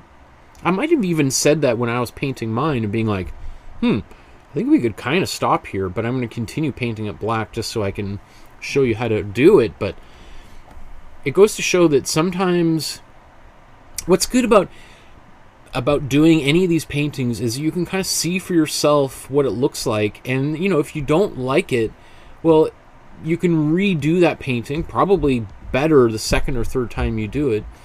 And then you'll at least have had that experience painting it, and the experience, all the things you would have learned doing it the first time around. Really great. Wow, Lori, great. I love these lines on the petals of the flowers. They almost look like radiating sunbursts. That is really beautiful. And then the little bit of green, almost like shadows on each of these leaves. Really good. Really, really nice. Wow. Wow, here's May's version. Again, totally different. Right? All that background, very time consuming, but it looks great when it's all done. Right? Don't you just have... I had an inkling this painting was going to... This and the other Yayoi Kusama painting were going to take us a little bit of time to do. But, you know, once we started doing it, it just, like, felt like... I just had such an appreciation for her as an artist, the amount of patience she has, and I really started to kind of think about how the importance of making art can be for our mental health, which is one of the reasons she makes art to begin with, is how it kind of causes this soothing, relaxing quality, and she just sort of loses herself in her paintings. Which I think is kind of what a lot of artists aspire to do when you're painting, is just to sort of lose yourself a little bit. Great job. I love this texture on this flower. Beautiful. Molly. Wow, Molly. Whoa. That is gorgeous. Look at the amount of detail you put in here. This must have driven you absolutely bonkers. It probably, if I was to do this, my eyes would go crossed by the end, but wow. That is really special. I mean, you took some time to do that, but it looks glorious. In fact, it almost looks like you painted it the darker color and then went over it with a lighter pink. I think that's, and then this one is the lighter pink with the red lines over top. Very smart. Very smart to approach it that way. Great job. Paula's fantastic. Paula looks great. Oh, and I like how it looks like you've tried a few different methods to do these triangles back there. I love seeing that. I love seeing that you were kind of like, this one's taking a while. What's a different approach? And then you tried this different approach. That's taking a while too, right? So, because we see one approach here, a different approach up here, and then it looks like probably this would have been your final approach. So, well done. To like keep on moving through and experimenting. That's what it's all about. You know, I think each painting you make should be like practice for the next painting you make, right? And every painting you're making is getting better and better. You often hear like actors talk about, you know, they say like, what's your favorite movie? And then an actor say, the one that I just made, or the one I'm working on right now. And then, you know, like the David Letterman or Jay Leno or whoever's interviewing, it's like, yeah, come on, whatever. And when you hear, you're like, of course they got to say that because they're promoting their movie, but really that's what it should be like. You should be feeling like the thing that I'm devoting my time on right now should be amongst the best things I've ever done, because I'm bringing everything that I've learned to bear on this particular project. And everything I learn on this one that I'm working on now is going to help me make the next one. And like I'll even say, just on my own, like the Carl Rungus painting that we did just the other day, it's upstairs now. It's gotten the approval of my wife. Was like, that's a pretty, I mean, I think I did a pretty good job, in my humble opinion, explaining how to paint that painting. But that would have been a painting that I don't think I would have had the confidence to paint that painting a year ago. Like because like even when I first saw it, maybe 3 months ago, I think, when I kind of was compiling the images for that artist, I was like, wow, that's a beautiful painting, but whew, that one's gonna, I don't know if I know how to do that, or that if I can probably do a attempt at it, but oh my goodness, it's gonna be embarrassing when I fall flat on my face and there's a dozen other people painting along with me, who then are like, I lead all these people down the path, and then like, sorry guys, we'll see you next class. Bye. So, but I think even just me teaching these classes helps me. It gives me more and more confidence to take on those other challenges. Because I think like, okay, now that I've done all of these, now I feel like, yeah, I can pull that one off. I could do that. But even despite everything that I know in the past, like, I don't think I would have been able to. I just would have been a lot. That would have really perplexed me for sure. So anyway, let's go to Sue's here. This is our final one for Yayoi Kusama, and wow, it looks great. Actually, I really love the brushiness, or what we call like the painterliness of the flower. Looks really nice. Look at that. Right, so it's so interesting is that you have, like, you know, you have still this very painterly style, and yet you're painting this painting which is in some ways very rigid and very graphic, as we call it. Not graphic as in graphic violence, but graphic as in terms of like drafting and drawing and illustration, very precise. And so you're able to bring your this kind of loose quality of painting to bear upon this much more structured type of composition. That's really cool. Wow, you guys. Okay. Oh, there's another Yayoi Kusama. Okay, so there's only, let's take a look at this, and then we're gonna move on to Nara. So here's Dolores's.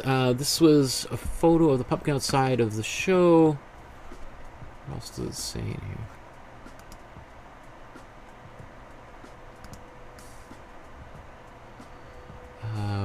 The show was sold out, so we didn't get to go inside and see the artwork, but this was one of her sculptures outside. That's cool. It's funny, there's a number of people who've been sharing images on the Facebook group of artwork or places they visited that have inspired the artwork, like even just the Lake O'Hara painting that we did on Thursday. People sharing their photographs of that location, or of Algonquin Park where Tom Thompson painted. And I love that. It also helps, I feel like, makes the Facebook group more your own, right? When we're sharing images beyond just our paintings, but that tie back make those paintings even more personal to yourself. That's really cool. Thank you for sharing that, Dolores. Here's Heidi's version. So my version was on the left before adding the yellow to the stem. Oh yeah, so if I recall, like really the only difference between these two paintings is this area on the stem. So there's that one there and that one there. And I think, oh, and you really liked this one more than this one. Interesting. I can see why you might feel that way. I think one thing that that black stem on its own, it pops, and it separates itself from the rest of the pumpkin, the main form of the pumpkin, versus when it's detailed like that, it kind of disappears into the rest of the form. Yeah, I mean, I don't know. It's one of those things that is totally subjective. I don't know if I have.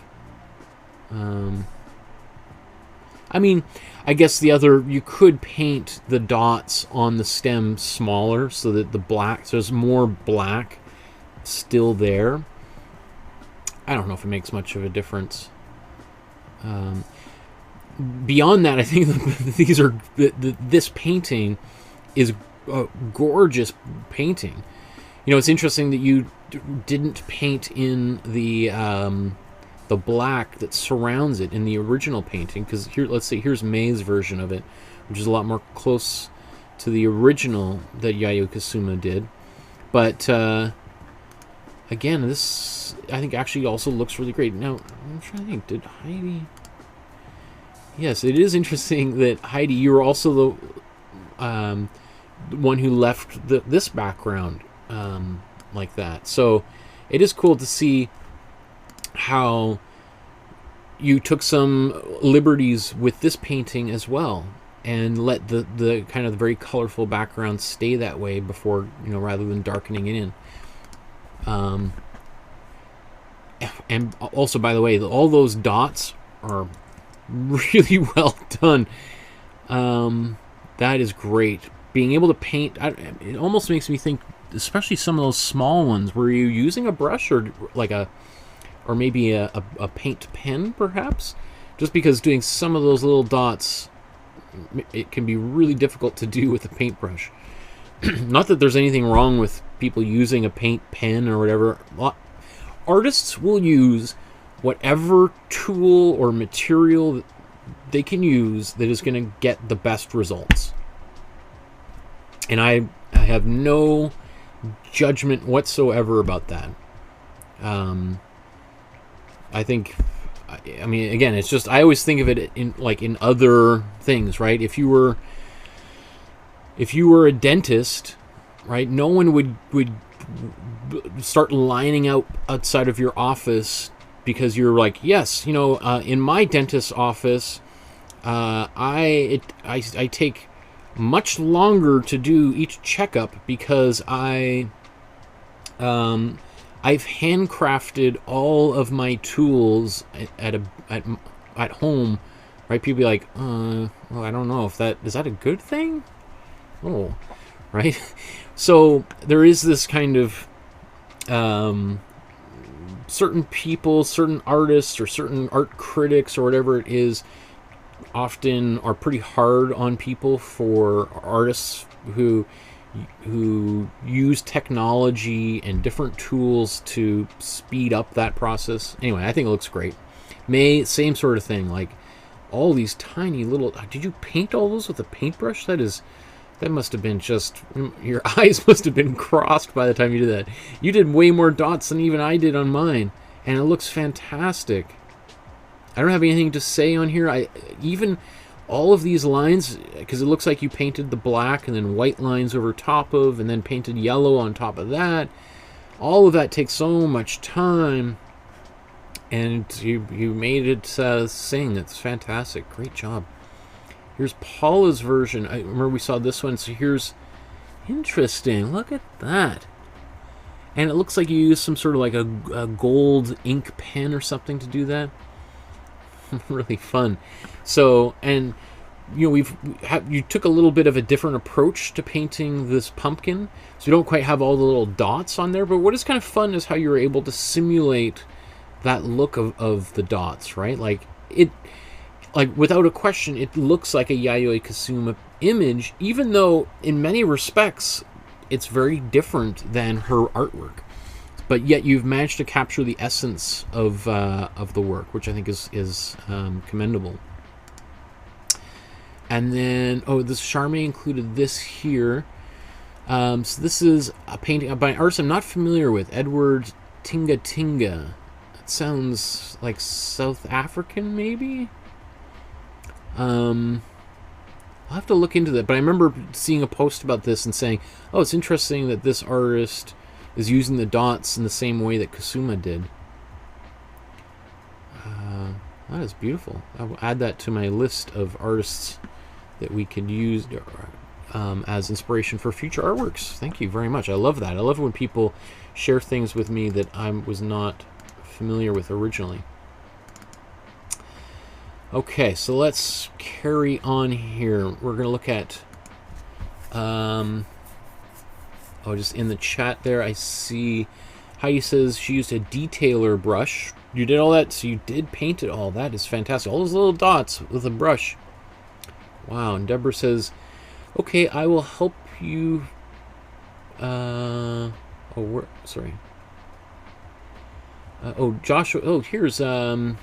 Joshua made a contribution of $20 during the live stream. I appreciate that, Joshua. It says, hi there, Markowsky. I can't watch today since I'm a little busy. I just want to say thank you so much for having inspired a lot of artists in the Facebook community and have totally inspired me to make more artwork. Thank you so much, Josh. I really appreciate that generous feedback. I really appreciate that. And yes, you have been making a lot of artwork, and that's really exciting. It's I say over and over, the more artwork people make, I think the happier people are, right? Deborah says, okay, I will help you for the base. Okay, I will help you for the base. Could be lighter. Thank you so much for your teaching and support, Michael. I'm not sure. What would that have... That probably was a comment from, oh, it was 20 minutes ago, so I don't even, I don't even remember what we were talking about then. But let's continue on here, and probably will strike me in a second here. Let's look at Yoshitomo Nara. Here's Deborah's version. Oh, and also she incorporated a bit of Yayoi Kusama stuff in here too, as she always does.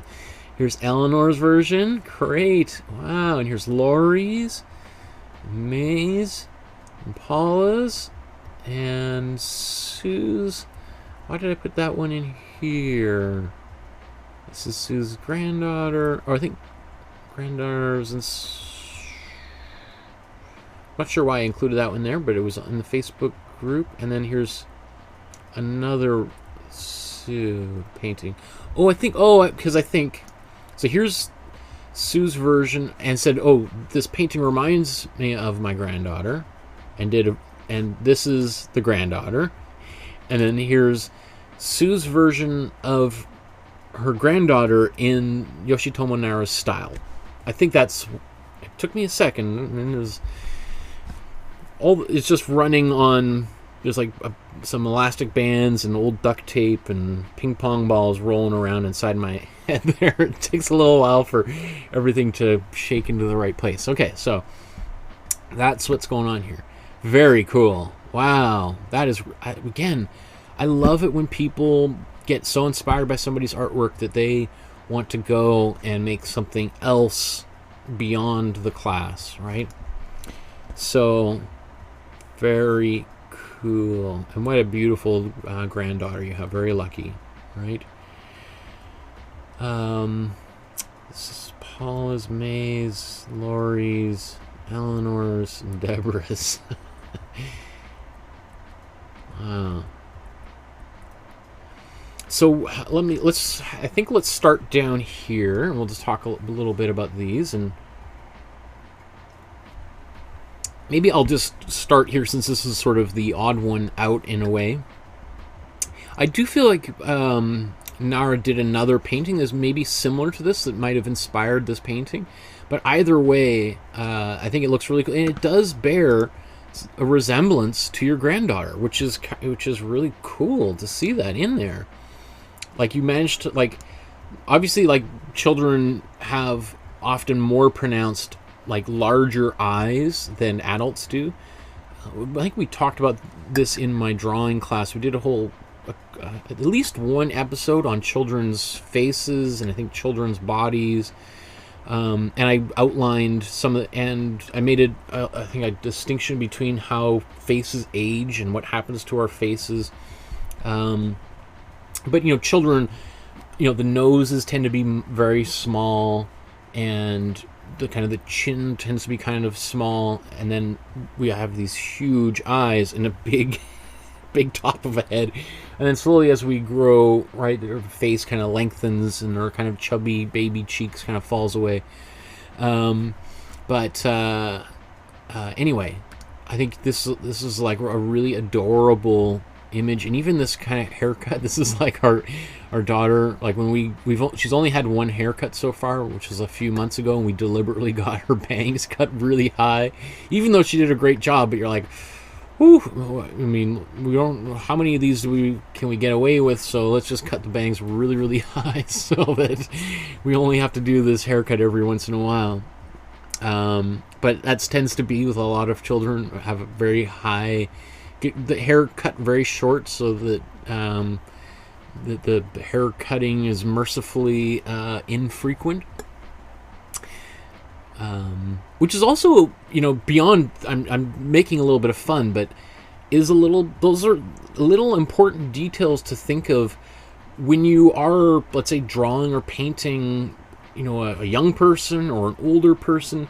Picking up on those little tiny things are ways that you can help give your audience clues to what they're looking at, to help them identify the age or gender or whatever it is about that person or the object, right? Is like being mindful of those kinds of things, right? And it looks like you did a great job of that here. And it looks like you got a bit of that red under hue there, I think, underneath that. It gives us kind of this warm reddish glow. Here's this version here. See, like, quite a lot of some texture on the face there. Which is kind of, I would say, a little bit unfortunate that there's this kind of, I don't know how that comes across on camera, but this kind of brush stroke that kind of came through there and it appears to have dried there. Depending on the light, it might not be that visible. It might only be visible from this particular angle, but when it's upright on the wall, you might not see it at all. But sometimes that happens, and it can either be a big bummer, or you can maybe try to incorporate it into the painting. I don't think it's that much of a pain, but I think you did a great job on this one. That looks really cool. Let's somersault over to Paula. That's great, Paula. Wow. These, you must have an awesome sketchbook with all of these paintings in your sketchbook. I'm so excited. Like, it probably doesn't close very well because all the paint piled onto each one of these pages. But I also commend you because you sketch out. You're one of the few people that is not using the outlines to trace onto your sketchbook. At least I don't think. And then you're hand drawing your images and then painting over top of them, which is like not an easy task. And I give you big kudos for continuing to make these paintings regardless, right?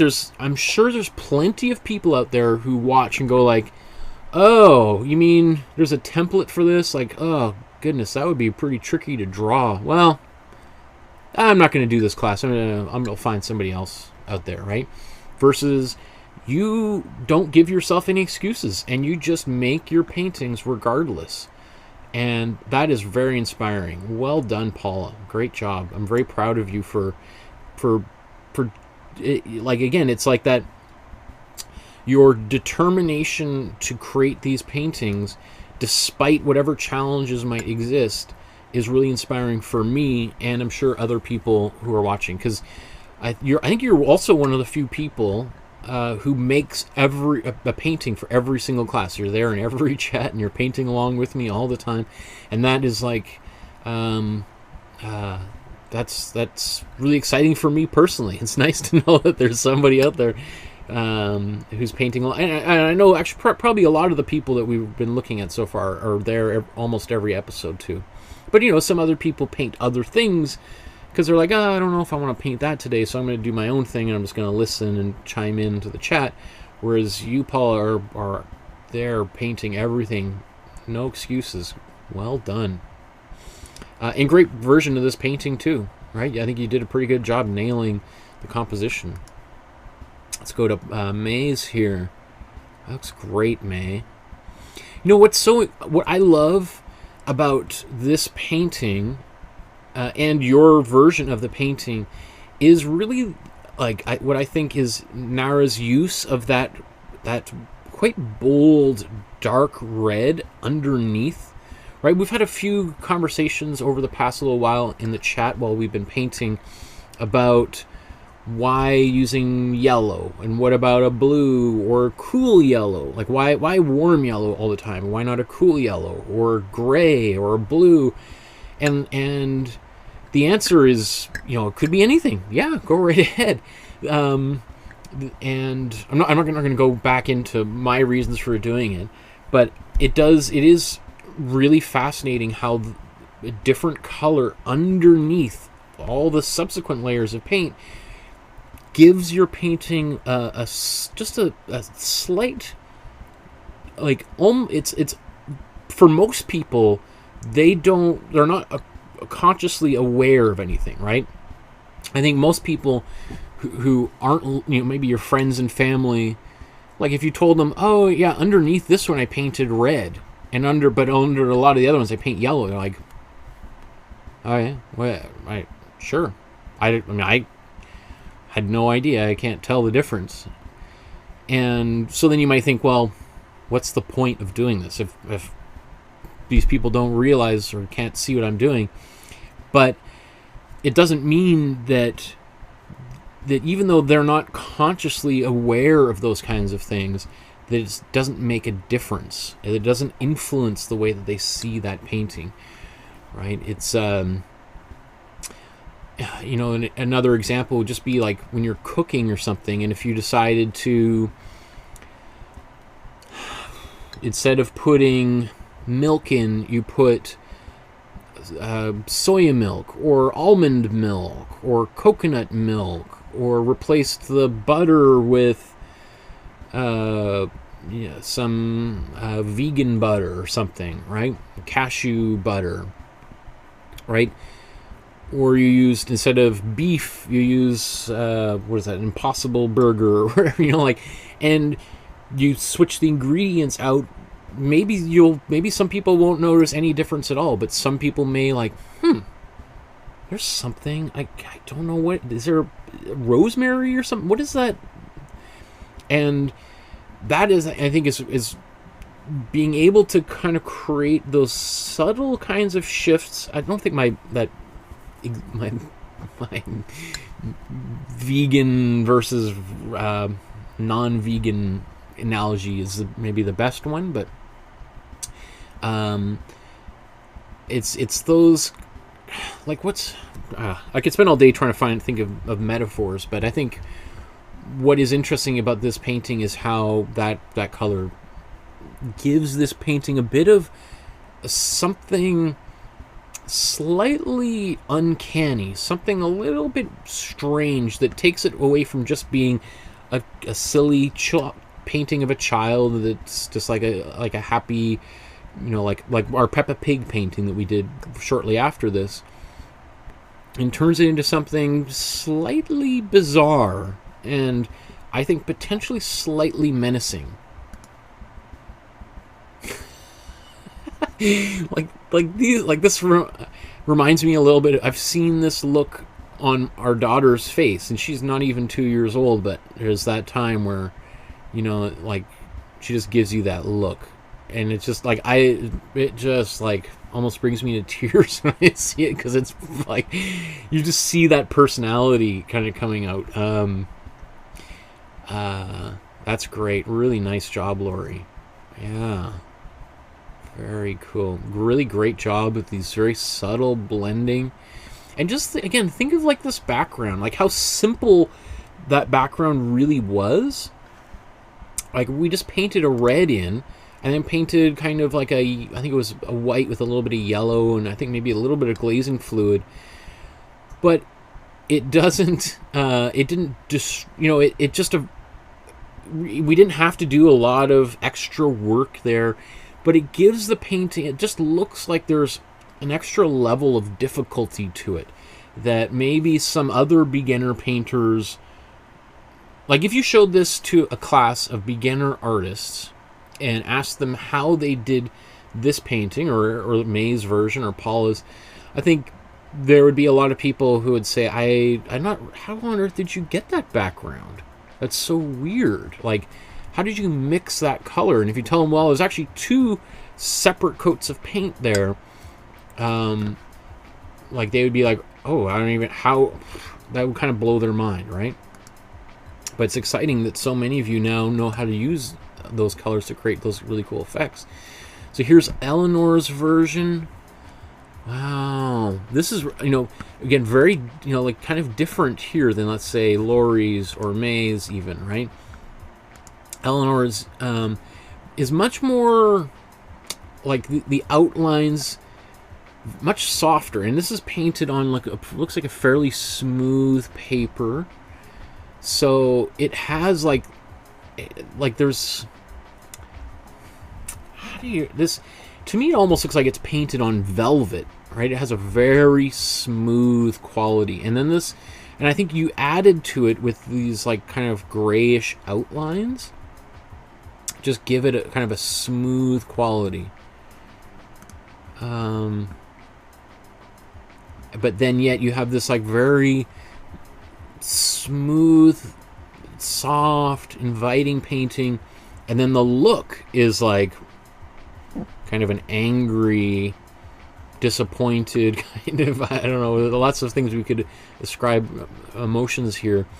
But, you know, it makes me think of like, pop songs that we've all sing along to and are catchy, and then later on you think like, oh, that's actually kind of a creepy song, like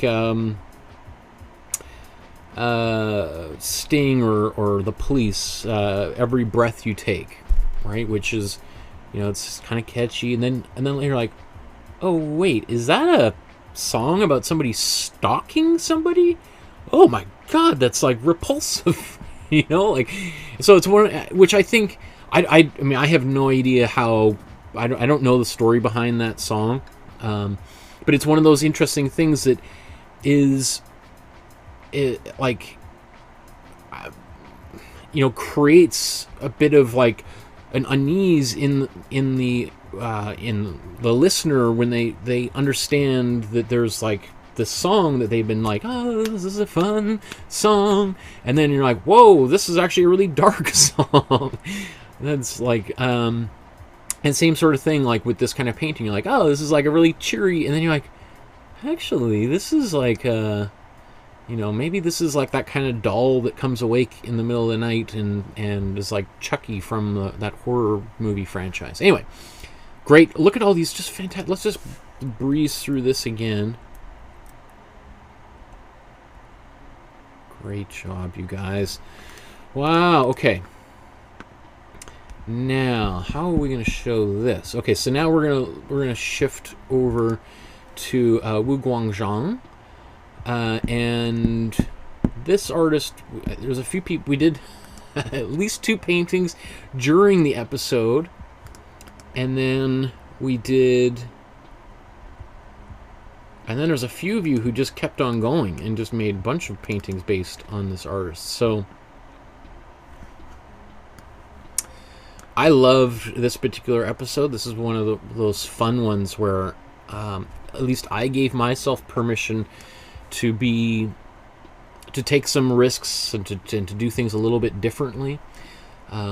So, and I was glad to see that many of you also did that as well. So this is Deborah's version of the painting, and then actually let's just look at the painting so far. And then here's Dolores's, a couple of them here. Here's Heidi's. Here's it's Heidi's first. I think this was acrylic, and then decided to do it in watercolor afterwards. Here's May's, Molly's, and then Sue's. Wow, look, they're so different. Okay, what should we start? How about let's go back up to Deborah. We'll start here at the beginning. Okay, so with this painting, you know, there's an outline for it, and I think some of you use the outline, and then for the class, I think I just went and just started painting onto it. Like, I kind of showed a little bit of how he might have done that painting, and being quite expressionistic with that brushstroke, very loose, and also trying to practice the brushstroke before we painted it. And I think if I recall in the chat, there were some people who were like, wow, this is really fun painting this way, and there was a few people like, oh, I don't know. Because, you know, it's just what is your temperament when it comes to painting, and that's why I try to share lots of different art by different artists from all over the world, from different time periods, who paint in very different ways, so that you can start trying to find a way that feels most natural and most comfortable and most fun for you.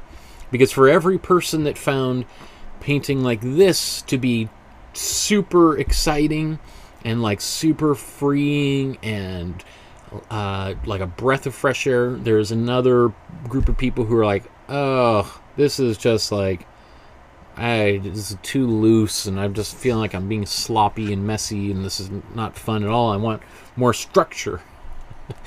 So, again, if you can recognize that within yourself and what is appealing to you most, then that's a huge realization to have made. So let's, if we look at this, you know, I think this turned out really great. I love how, we got splatters in here and little drips all over. I also like that you went back and you painted this out a little bit. You weren't happy with that, and you had the courage just to kind of go back and paint in there, which is a little bit different than Guangzhong, right? It was, I believe most of these well, actually, I don't know if this one was paint. I think he did use ink, but he also ink on paper, but he also did a number of paintings, acrylic on canvas and acrylic on paper. So I can't recall exactly off the top of my head, but one of the features, and it's a little bit of a cliche, but a features of Chinese art, Japanese art is, and it comes, I think, from that calligraphy tradition of, like putting the mark down and just leaving it and not altering it, not even going over it a second time, but just allowing the mark to live on its own, take its own life, and live its own life, and that can be, if we go back to that Western tradition, is just like, it's like it's about as opposite as you can imagine, right? Especially if you consider, like, older 200 or 300-year-old Western art, Renaissance art, like that is just like, if you think of Raphael or Leonardo, like painting in that way, it's just like, that is, you might as well be from a different planet. It just would not compute, right? Whereas, that's one of my favorite things about traveling and going to and experiencing other cultures, is it, especially when I was younger, like it blew my mind to see even other cultures which aren't that different from Canadian or North American culture, going to Europe and seeing, things are very, or even England. I went to art school at the Royal College in London, and obviously people speak English with a different accent, but you just see things are, people driving on the other side of the road or whatever.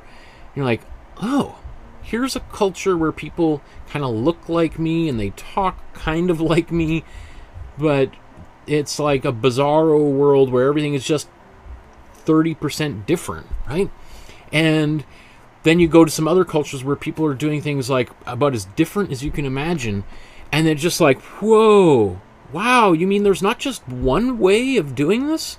There's, and not just 2, 3, but infinite ways of doing this? Mind blown, right? And that's what's so exciting, is just, I think, because then it starts giving you permission to start doing things totally differently, because you're like, you know what, there's probably somebody else out there who does this like that, and if not, then wow, I'm breaking new ground, right?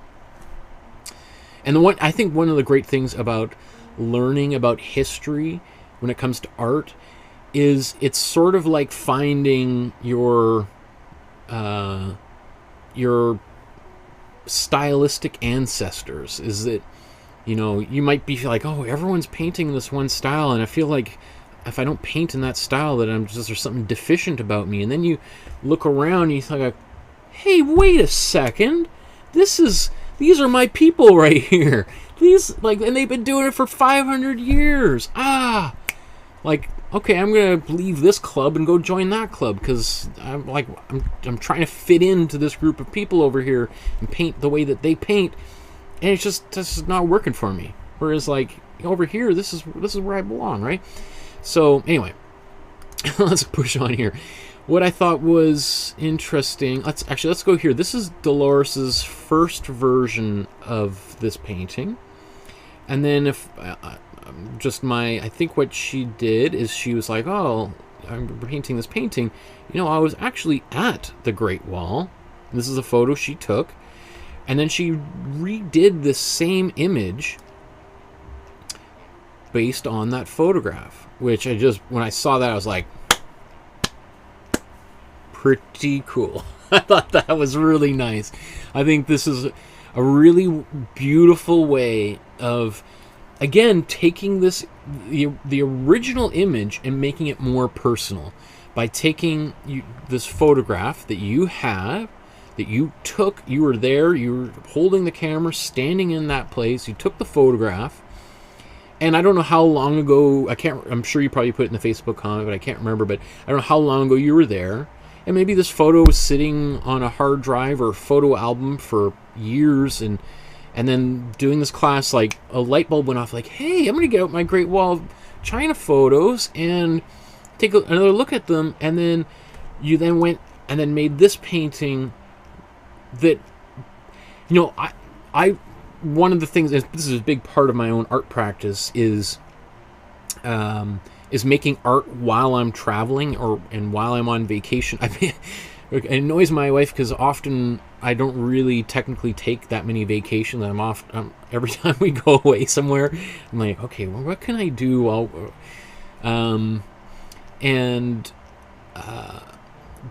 but one thing I find is, you know, whenever I make artwork on a travel, it really those experiences are way more memorable than anything else. Like I've done trips, and I did the thing that comes to mind. I mean, I've done, most of my artwork is based on this, but like a few years ago, I walked the Camino de Santiago in Spain, and it's this pilgrimage route where you walk on these ancient trails across Spain. And I was making drawings and I did this experience, you know, going for a couple of weeks walking, and how many 120 drawings or something I made, and I can tell you, I know exactly what I ate, where I was, you know, I remember the people there, the accents, like the clothes they wear, the smells, everything, because of those drawings. Those drawings are like a memory chip. When I look at them, it just cues something in my mind, and I remember exactly everything there is to know about that experience where I was standing there drawing. And I'm not saying anything new to anyone who studies the brain. People know that making drawings of things cues parts of our brain, or the memory in our brain is like hardwires those memories to our brain. So anyway, I would expect that this image you painted of your experience walking the Great Wall of China, based upon Wu Guangzhong's original artwork, I would imagine, I could be totally wrong, but that this would be a very meaningful artwork to you, that would mean more to you than just you reproducing the original image that he did. That was a long way of getting to that idea. Anyway, so here was a fellow, I think, that was making paintings on the steps. And what is it? He was showing his finger that he created with. Oh, so he was painting with his finger. Interesting. That's pretty creative. Huh. Goes to show you, people can make artwork with anything if they have the will. Let's continue on here. So this is Heidi's version of the original painting with acrylic, and then I think she changed her mind and decided wanted to use the I don't know, watercolor or Chinese ink to try making the painting on, this looks like a fairly thin paper, like a rice paper maybe even, right? You got this kind of soft torn edge, and then we got look at these beautiful bleeds that seem to be happening here, right? Which is, you know, one of the great thing, like, is it Wuguang? I'm trying to remember. There's a number of videos out there showing some of the great masters of Chinese art doing watercolor paintings. Oh, no, it's going to drive me crazy. Was it one of the art? I think it's an artist we didn't do while I was putting together my research for it.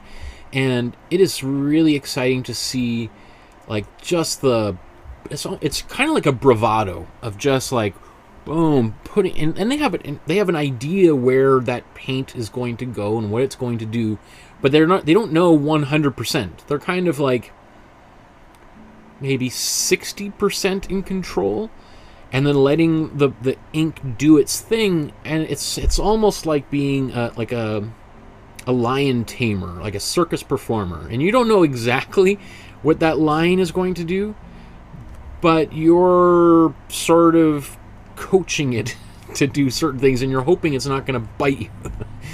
Right?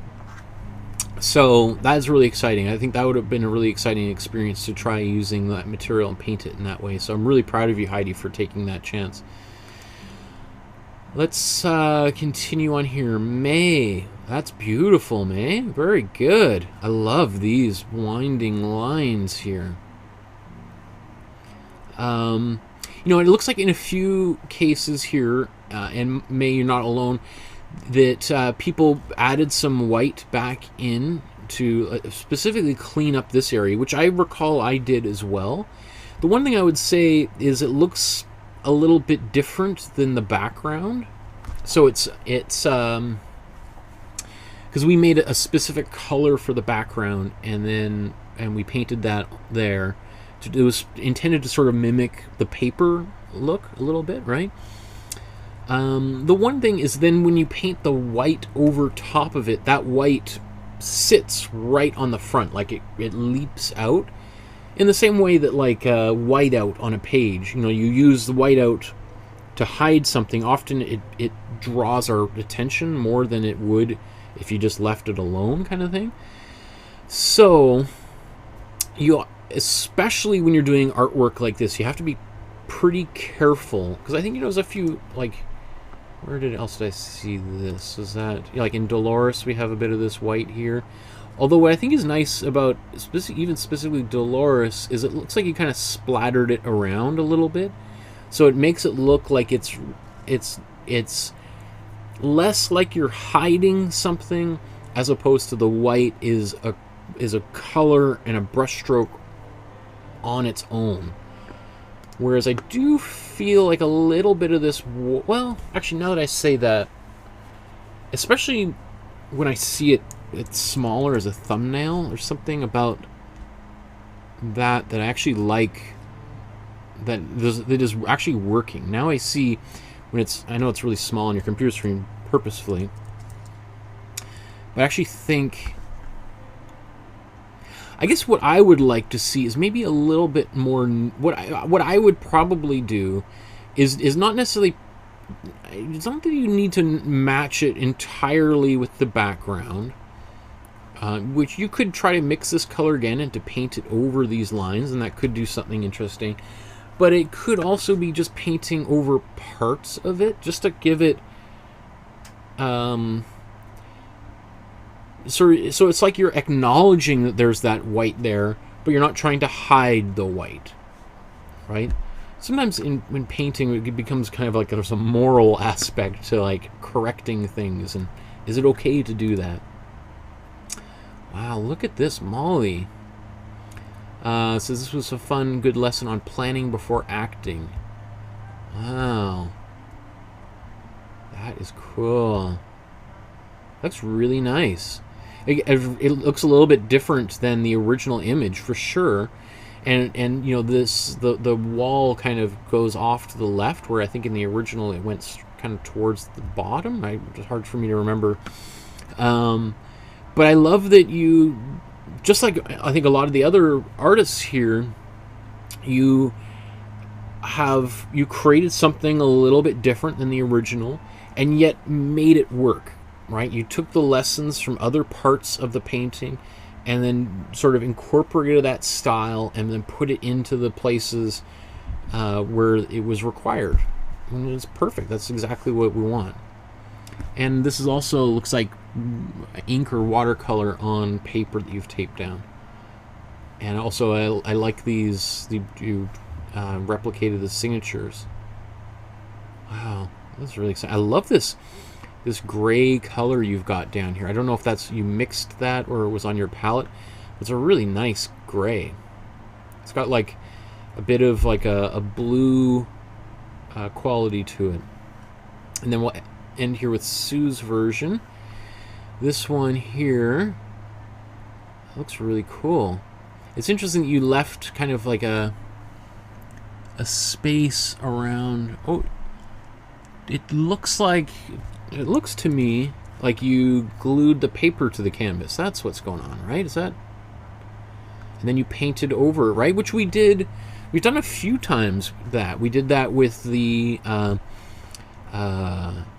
Ekemono, the Behold the Monkey painting we did for April Fool's Day. We glued that one down, and then we sort of quote unquote defaced it. We did that. What else? We did that with the Gustav Klimt painting, the mother and child, that was for Christmas. We did that one. So I kind of showed that technique of how to take a piece of paper using Mod Podge or acrylic medium and gluing it to the canvas and then painting right over top of it. And if you were to frame this, you would have no idea that there was that piece of paper below either, right? So that's a really fun way of doing that, because also probably made, by doing that kind of thing, it probably made the painting over top much easier, because you have your guidelines there, just as you would if you were to trace them or project them or anything like that. That turned out really well. Really nice. Looks great for a acrylic painting, trying to approximate the look of ink, right? Even these transparent areas here.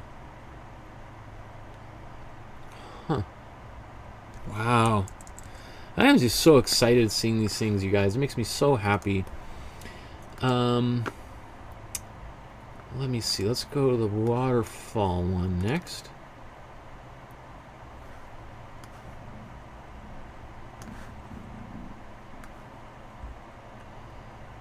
Let's back that out. Okay. Heidi says, I used Chinese ink on rice paper, which bleeds a lot for your painting, right? Which makes sense, right? It's a very absorbent piece of paper. And then Dolores says, thank you so much for the thrilling comments on my Great Wall painting. I was there 9 years ago and did a walk a long way on the wall. Some places were almost like climbing up and down a ladder. I've heard it's definitely one of the places it's on my bucket list is to go there. So I'm very jealous that you were able to go there, and it makes me so happy that you made a painting based on your image and really bring that experience that you had, not only for yourself but for us, right? We can really see how you were able to incorporate that memory into a new original artwork. Okay, so let's look at this other Guangzhong painting. Oops. Wow. Okay, so we'll go through them a few times here. Wow, they're all different.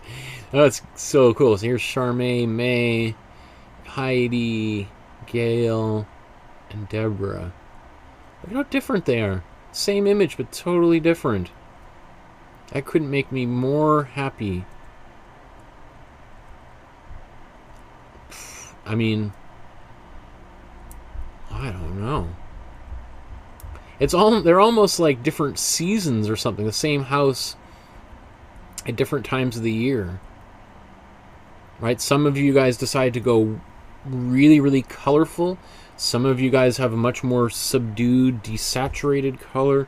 Some of them are more solid colors, right? More opaque colors, and some people have more transparent colors on there.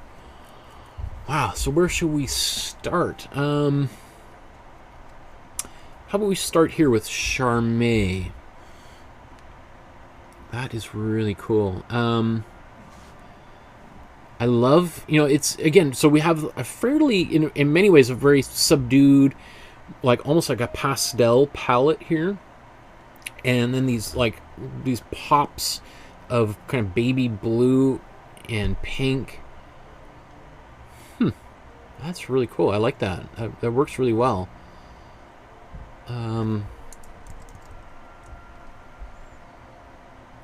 It's also kind of nice, like the houses have a little bit of white on them, so they really, again, like I was just saying earlier about on the Great Wall, it makes these houses pop, right?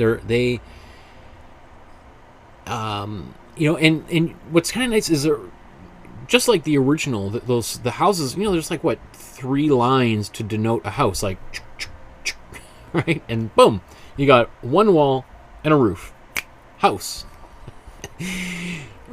That economy of mark making, of the economy of expression that an artist like this has, and the confidence to say like house, house, right, is, and to make it, because there a lot of people could do that, and it would just look like a weird unfinished stop sign or something, right? To be able to make 3 marks on a page and somebody go like, oh yeah, that looks like a house, obviously, right? Is like spectacular. And so there's just something very nice and simple about that, but it's convincing. Like, it's pretty obvious what we're looking at right here. I really like the hills in behind here. Also, it looks like you added a little bit of white onto the waterfall to make it pop. I don't have anything I think I can say on here other than I think it turned out really well. Lots of really nice subtle color happening in there. Let's move up here to May's version. Like, again, couldn't be more different, right? Like, the much more saturated color, bright yellow. Even though it's been kind of muddied a little bit, right? It still kind of glows almost, right? Like, you almost get a sense like a different time of day. Like, this kind of reminds me of like a misty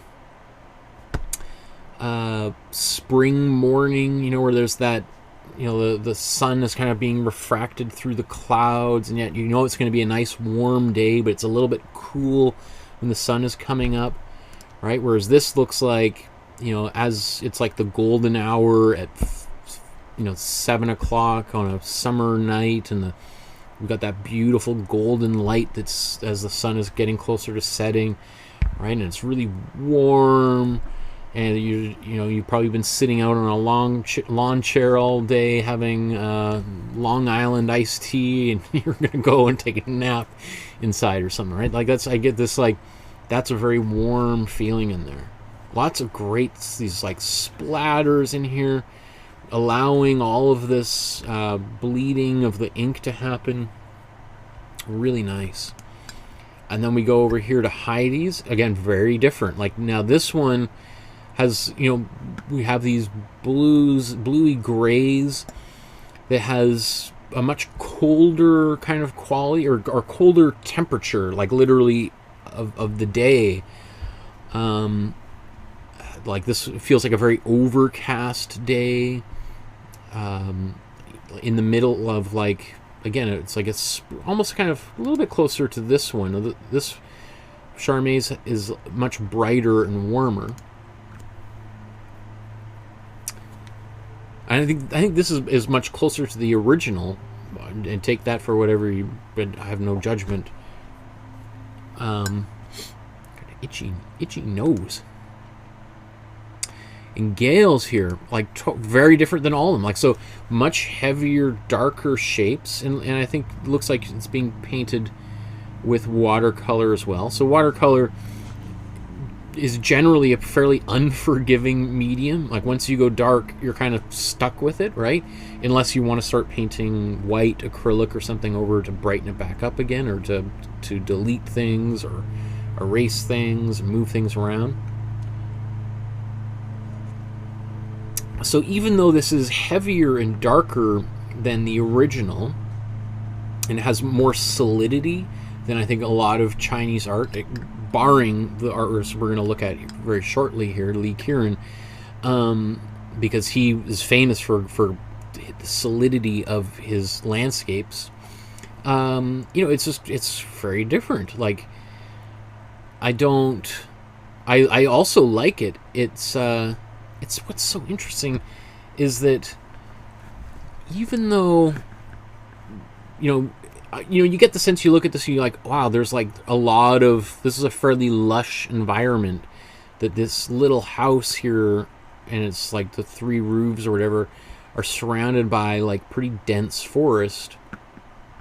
And this mountain, it seems like kind of off on its own.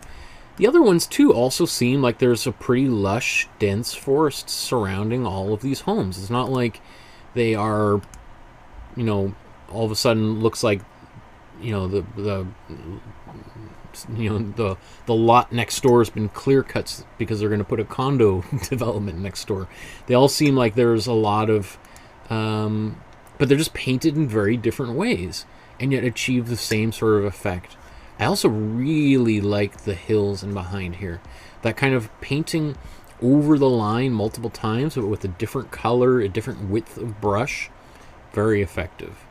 And that's something, again, to think about as when you're painting is you know, there's often people paint a line and they're like, oh, it's not, I don't quite like it. I'm going to paint over it again with the same color, same brush to try to get a more solid, clean line. And if you're painting some of the comic book stuff, the Batman and Superman, of course it makes sense to do that, right?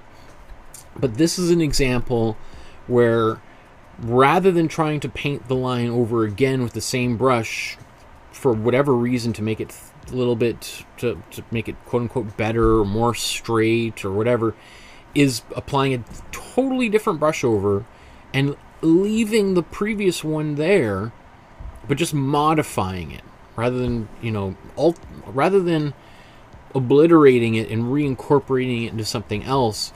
It's just sort of allowing it to stand and be itself, but sort of dressing it up slightly differently, which I think is great.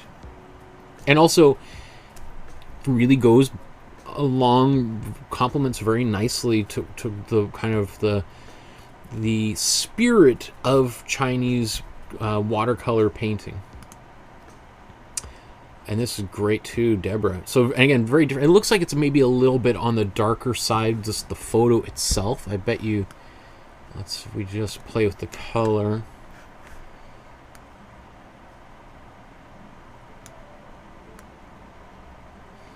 I bet the original is probably closer to, I could be way off, but I bet you the original is closer to that. You tell me if I'm wrong, Deborah, but I bet you that's closer to what the original looked like, as opposed to that much darker. Either way, it doesn't really necessarily matter. It would be totally fine if it was like the other way, because the other way kind of looks like it's almost twilight, right? It's much darker. But again, look at these just beautiful colors, these purples and blues. Right, this kind of, that pathway here looks a little bit more like of a meandering pathway in these houses. I was originally going to say maybe it looks like the houses are falling into disrepair, but they also look like it has a bit more of a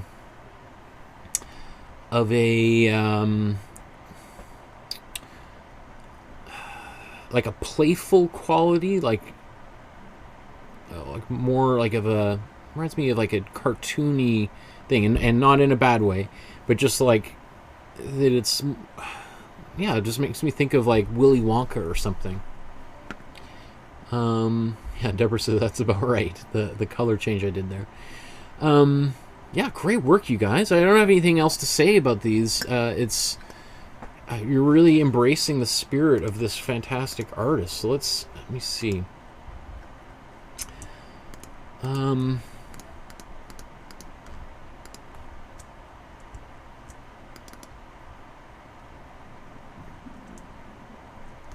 So just opening up a few more files here, and then we're gonna move on.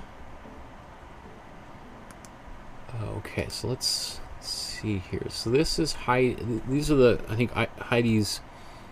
Oops, let's move this over. This is the materials Heidi was using for some of her paints. So this is these Chinese watercolors or ink. Oh, sorry. Interesting. And this looks like a black, like a stick of Chinese ink, which you can kind of like liquefy by wetting. I think that's what that is. Here's May's version of the watercolor, or the What was this one called? It was like Fish Pond or something. That looks great. My goodness, May. That's like pretty darn close to the original. Like, in fact, I gotta like, this is now I've got to see this.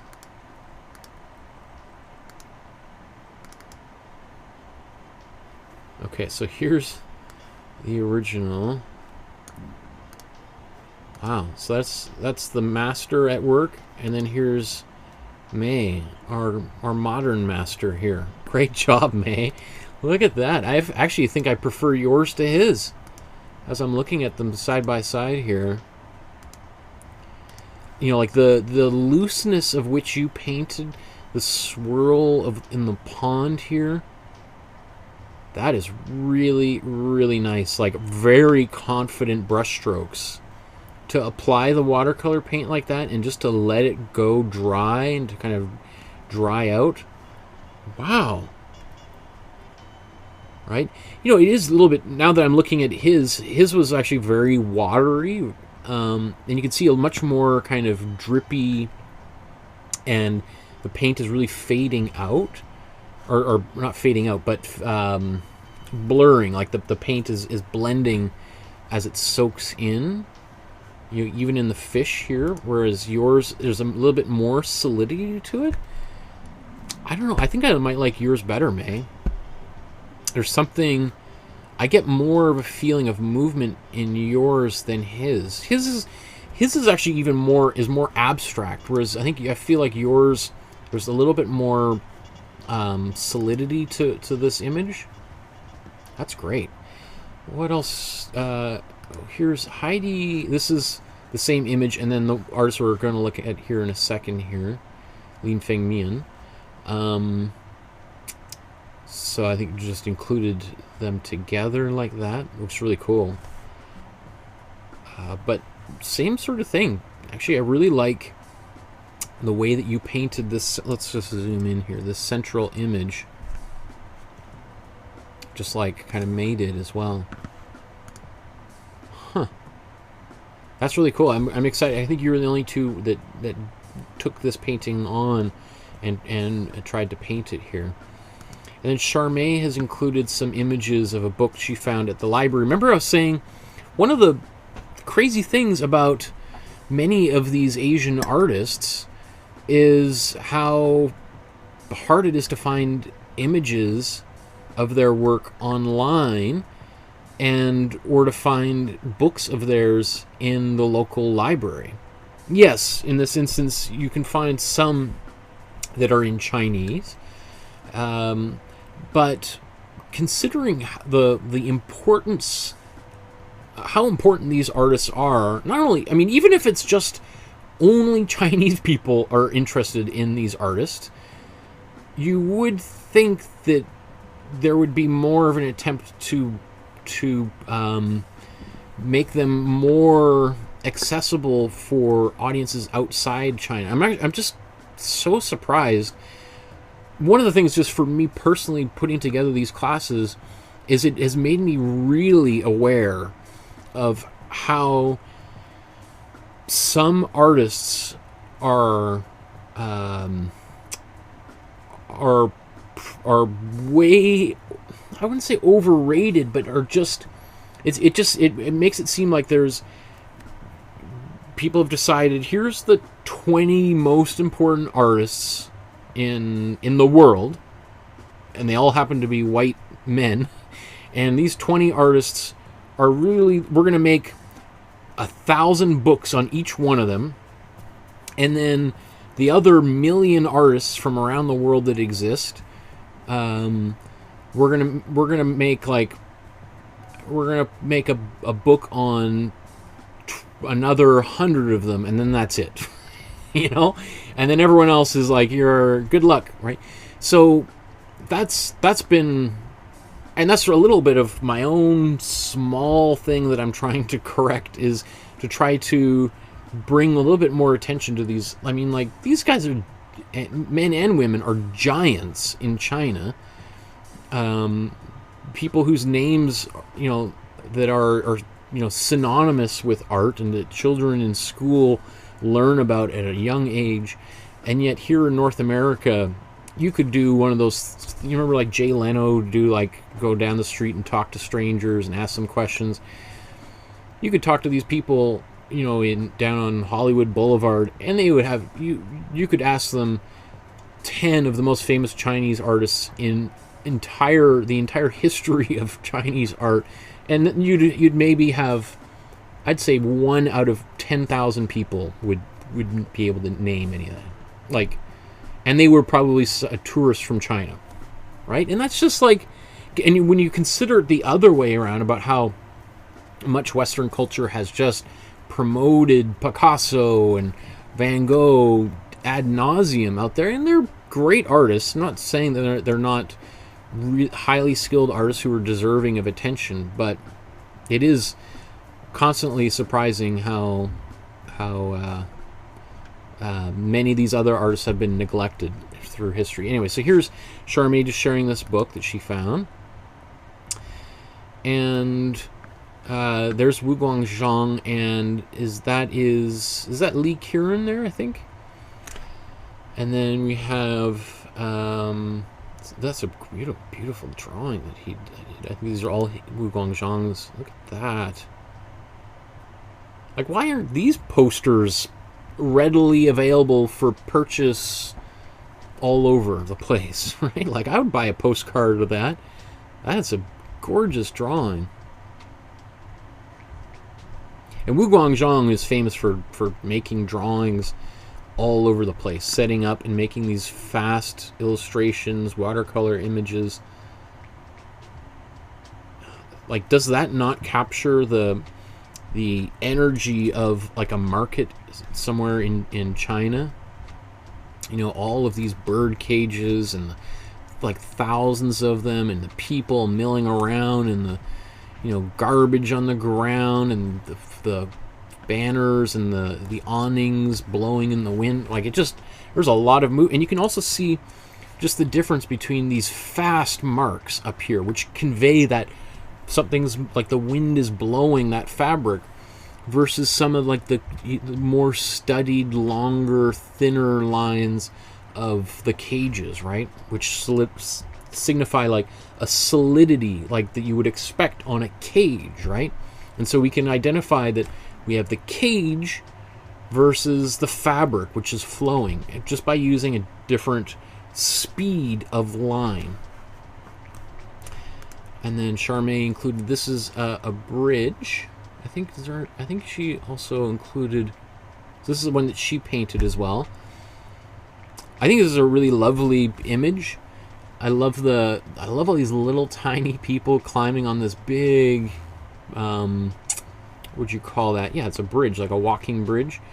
There is a few little things that if I can offer a comment on. And I don't know how this.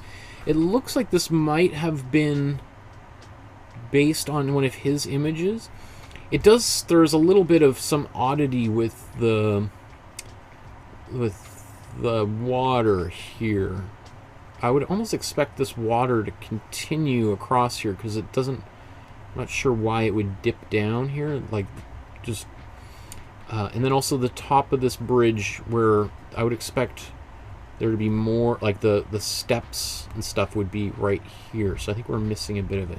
Otherwise, it's a great painting. It's a fun painting. I love this figure rowing there, and the economy of marks is fantastic. Okay, I gotta move on here. There is more. Let me just see. I'm just going to share these really quickly. These are images that Charmaine included. I don't know if these are photos that she took on her own trip, or these are off the internet or whatever. Maybe to inspire future paintings. And these are all on the Facebook group, so if I'm sure she probably described what was going on here. But, you know, just all of these scenes are just, I mean, you could see lots of great artwork being made based upon them. right? Like, that looks like a great watercolor painting waiting to be made, or ink painting, right? And talk about really allowing the water to bleed on the paper and getting this kind of effect, right? That, you know, it would be really fun to paint it that way and just see how it unfolds. Okay, so I think we're going to look at the two other artists, Asian Chinese artists here we have. And then we're going to look at some of the artwork that you guys have made. So let's look at Lee Kieran here. And there's got to be more people. Okay, so this is an image that Heidi included, I think. So this is her version of Lee Kieran's Buffaloes Bathing in Willow Shade. I'm not familiar with this original image, but I love the way that you made this here, Heidi. Again, just the simplicity here. These two buffaloes that are clearly half in the water, and these people riding on top of the buffaloes, right? We don't see the waves in the water, the ripples or anything, but there is some, just based on the way it's painted, the simplicity which is painted, we understand what's going on, right? That's the magic of this particular kind of artwork, is by not painting anything in this area, we understand that there's something there. Does that make sense, right? So I think that's brilliant. Great job. So thank you so much for including that. Let's now take a look at May's painting. So this is the painting that we did in class. So I did a version of this. And just as a quick kind of review about about why this artist is so important, Lee Kieran is just, I mean, the way, like, look how solid and how dark this image is compared to almost every other Chinese painting made up until this time.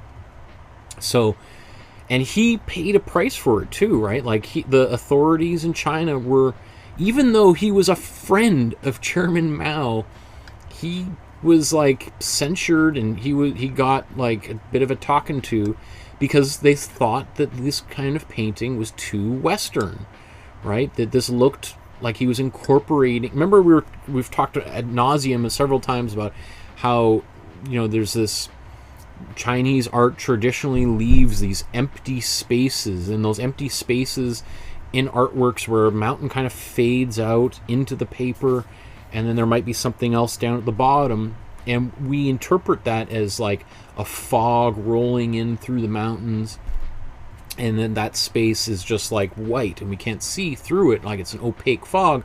But they're using the blankness of the paper to suggest that intensity of the fog, right?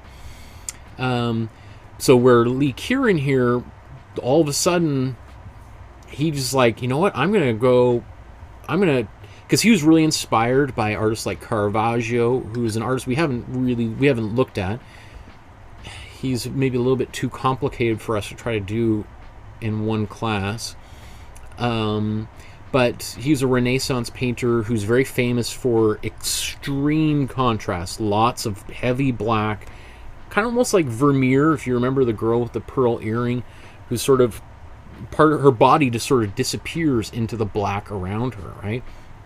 And same sort of thing. So he fell in love with that kind of art when he was studying abroad, brought it back to China, and just like especially, you know, it's one of those funny things, is I think a lot of people just look at it like, yeah, okay, sure, whatever, I don't, and then you start explaining that this would have been like about as radical of a kind of painting as you could have done at the time, while still kind of keeping some of the important traditions of Chinese painting there. You know, this is, you know, just as radical as Picasso in Cubism and the Impressionists, etc. So anyway, great painting here. And yes, Deborah says, I noticed that she left out the Chinese soldiers. I think that was something May put in her post as well on Facebook. Is decided just to make it a pure landscape painting, which I totally appreciate. Absolutely. And this is the other paint. We didn't do this in the class, but I did upload a template for it into the Dropbox for anyone who was interested, and May did both paintings. That makes me so May is, I think, the only one who uploaded their version of either Lee Kieran paintings to the Facebook group. So we see both of them. I've actually done an outline for this. I think I showed it during the class, and I haven't done it, but this is a painting that I still want to do. So this might be one of those things where people just wake up on a Monday morning and I've uploaded, or I'm doing a live stream in the middle of the night because I can't sleep. I've already got it all ready to go. I just haven't had a chance to put the actual color on it. But I love this painting, and I love what you did here, May. Like, Lee Kieran did actually a large numbers of these, I can't remember what he called them. I think he called them the Red Mountains, even though the mountain isn't, like, the mountains aren't named the Red Mountains, I don't think, but it's just, he painted a lot of them with this red in there. And some of them were because, I mean, I don't know if you used the red because of this reason, but some of these landscapes that happened to be red were also depictions of Chairman Mao's a house where he lived. Now I'm trying to remember if it was his childhood home or his like vacation home. I can't. I'm going back months now when I was doing all the research for this. I'm trying to remember. But it's, one of those, it's just, again, very totally stands in complete contrast to a lot of the Chinese art, or every piece of Chinese art up until that point. Obviously now today you're probably very likely to see images like this walking around in Beijing. I'm sure art galleries are jammed full of artwork like this, but it's just funny that at one point this was about as radical of a kind of art that you could ever make, right? It's funny how, and then now people don't even blink an eye. Deborah says, I retracted my message. This artist is amazing and suffered under the communist regime. Such an amazing artist. Yeah, no, sorry, I was just saying about like the taking out the soldiers and everything. I think it was, I think, maybe Lee Kieran might have felt compelled to, put a little bit, those soldiers with the communist flag in there as a way of, like, getting around, like, some of the censors who would have, like, even though he did that, he still found himself in trouble. But I think that was his way of like, what if I put someone waving a flag in there and soldiers? Will that prevent me from going to a prison camp for a few years? Good try, but nope. So,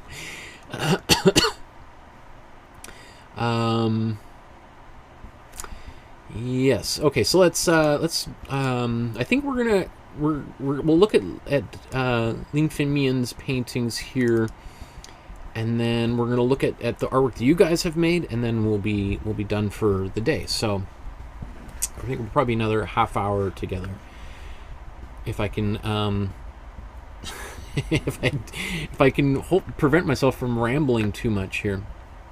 So where should we start here? So this is Deborah's version of this great artist's artwork. And if you recall, Lin Finmian has probably the most dramatic and tragic biography of any artist that I can think of. And, I've thought a lot about it, even before the episode and subsequent, like, what's even more tragic is he has, like, a biography, a story that is so made for a film or a television series. It's so outlandish and, you know, tragically ridiculous that, you know, you tell people and they're like, that is absurd. Like the one thing after another that is like so absurd. But not only is it that, like, it deserves to be told, but the further tragedy is that because he's a Chinese, or he's passed away 20, 30 years ago. The tragedy is because he is a Chinese artist, the likelihood that Hollywood will ever make a movie about him is zero, right? Because unless they recast him and turn him into a white man, they're not going to make that movie. And unfortunately, because it paints such a negative picture of the Chinese regime at the time, it's also unlikely that China would want to make a movie like that, because it wouldn't necessarily paint them or the founders of modern China in a very positive way. And so that is like, you know, just like, I mean, I wish that, wouldn't it be great if somebody had the courage to make a movie about this figure? And I think, you know, I wish, and I mean, I talked a lot about during that episode about his biography. Just as a quick little, how can I do this as quickly as possible? Remember,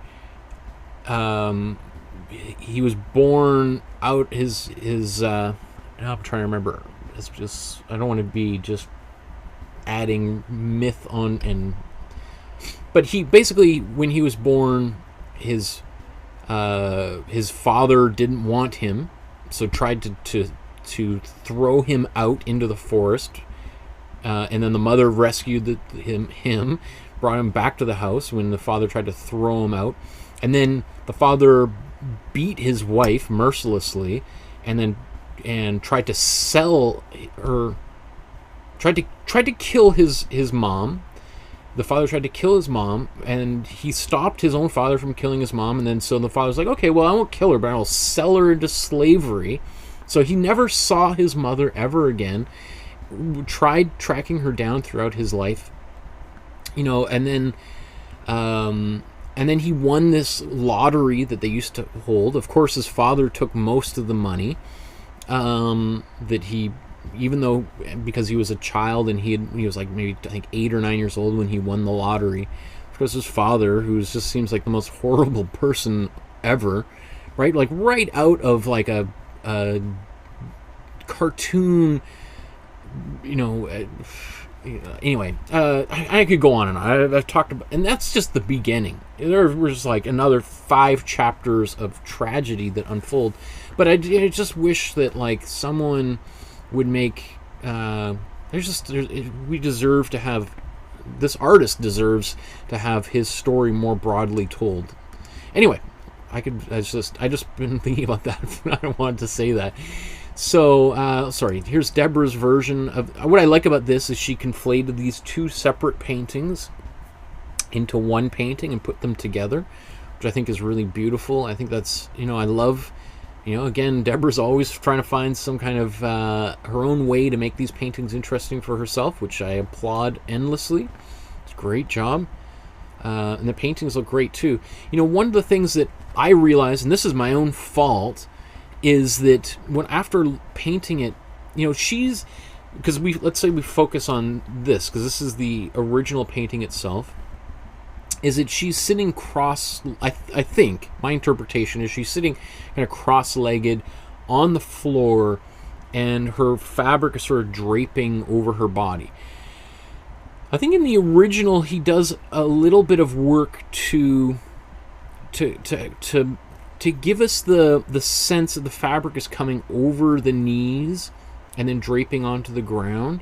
And I didn't even see it when I was painting it until, of course, later on when it was sitting upstairs, and I'm looking at it for weeks thinking like, oh, that's one that I would like to add a little bit of shadow onto either side, just so that you get the idea that there's a fabric is going over and then around. So that's my own thing. Like you can see in this other painting that he did, which you've included here, we see a little bit more of the shape of the legs underneath the fabric. So I just wanted to point that out in here. Otherwise, you know, I mean, well, not otherwise, and a great image, right? Wow, very cool. Here's Dolores's version. Beautiful. Look at that. Great job on the hands. I think I used like a black to do the hands, which was probably not the smartest thing because it starts competing with the lines on the hair and the nose. Whereas you did very cleverly have like a gray purple, which I think is much better. So that's the benefit. You guys get to watch me, and then you can make you're like, okay, well, I'm not going to do what he did there because that doesn't work. But you know, so here's Gail following along to what I'm doing here, and I do think that those dark lines overemphasize the hands more than they really should be, and maybe make them look larger and more masculine than they should be.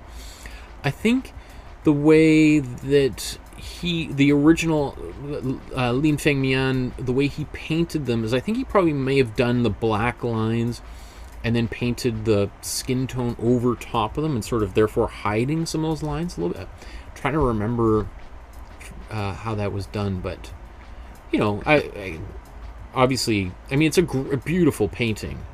It's just thinking about, like, how can we make this one better if we were to do it again? Wow, that is beautiful. That's great. You know, I mean, the skin tones you guys are mixing here look really lovely. It's often with, you know, our skin, you always, I mean, it's tricky because, you know, it's not just the top layer of skin that we see. We see the light as it kind of bounces through all these layers, and then it kind of hits the muscle underneath, and it kind of bounces back. Of course, all the light that goes all the way down through the skin doesn't all come back to our eyes, but it picks up some of those blues and dark reds before it comes back up through the surface of the skin. And so painting that is really tricky. We'll talk about this tomorrow when we paint Nelson Mandela, right? Hint, hint. If you're there at 1 o'clock Pacific time tomorrow, it would be great for you to join us for Nelson Mandela Day tomorrow. Anyway, beautiful job here. What else can I say? Wow, look at that Heidi. That is gorgeous too. I love these. These look so good. I love this. Well done, May.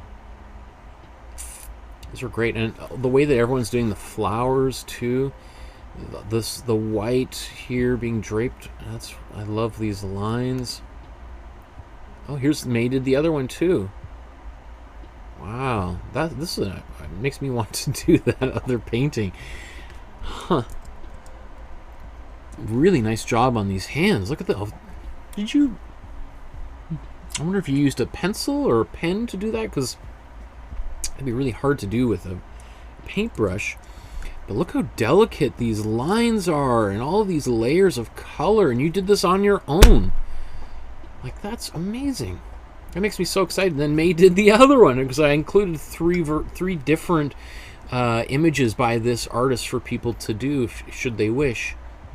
And Lin Feng Mian did a whole series of these characters. These, I think they're actors in like a Chinese play, like a traditional costumes. Obviously, he's almost like a cubist aspect to these paintings, and they're not particularly realistic if you were to think of it that way. But I think these are really cool. If we had more time, I would love to, again, same thing with Lee Kieran. Obviously, I did those outlines thinking, oh, I can't really decide what to do. Okay, I know I could just talk ad nauseum about all of these artists and all the great artwork that you guys have made, but there's only so long that even even the most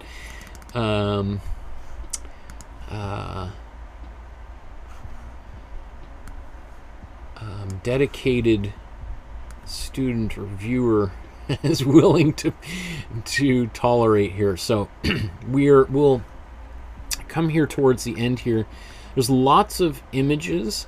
These are images that you guys have created on your own time.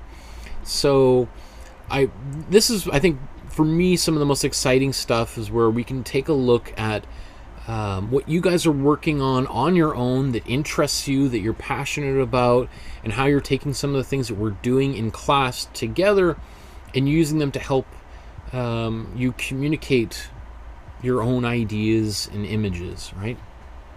So I'm not sure which direction we should go. I feel like my voice is going to go here shortly. Oh.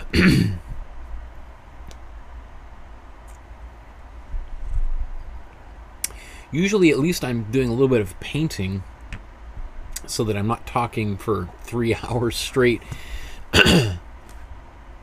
So where should we? Let's go back up to the top here, I guess. Deborah's here.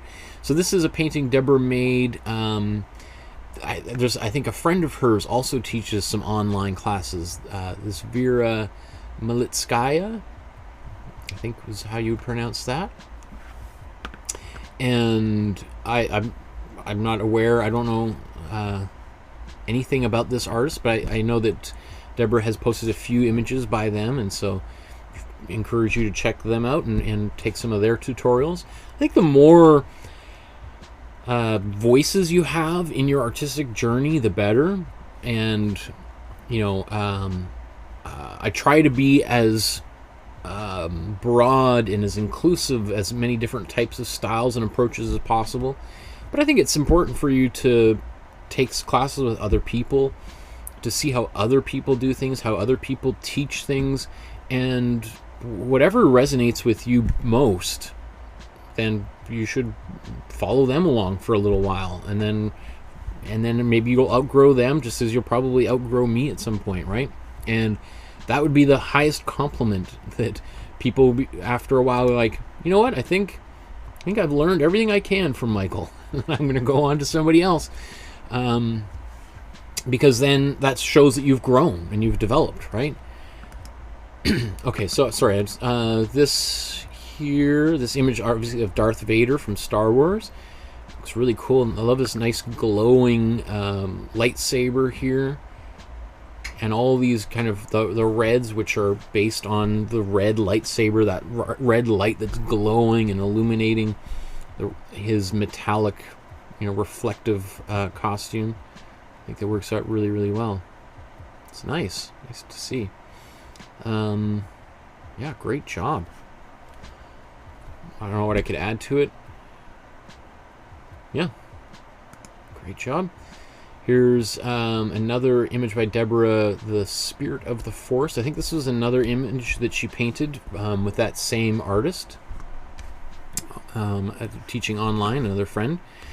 And a beautiful painting. It looks like a deer or elk against this moonlight and the nice the reflection in the pond. That's really pretty. Beautiful. Yeah, I'd be interested.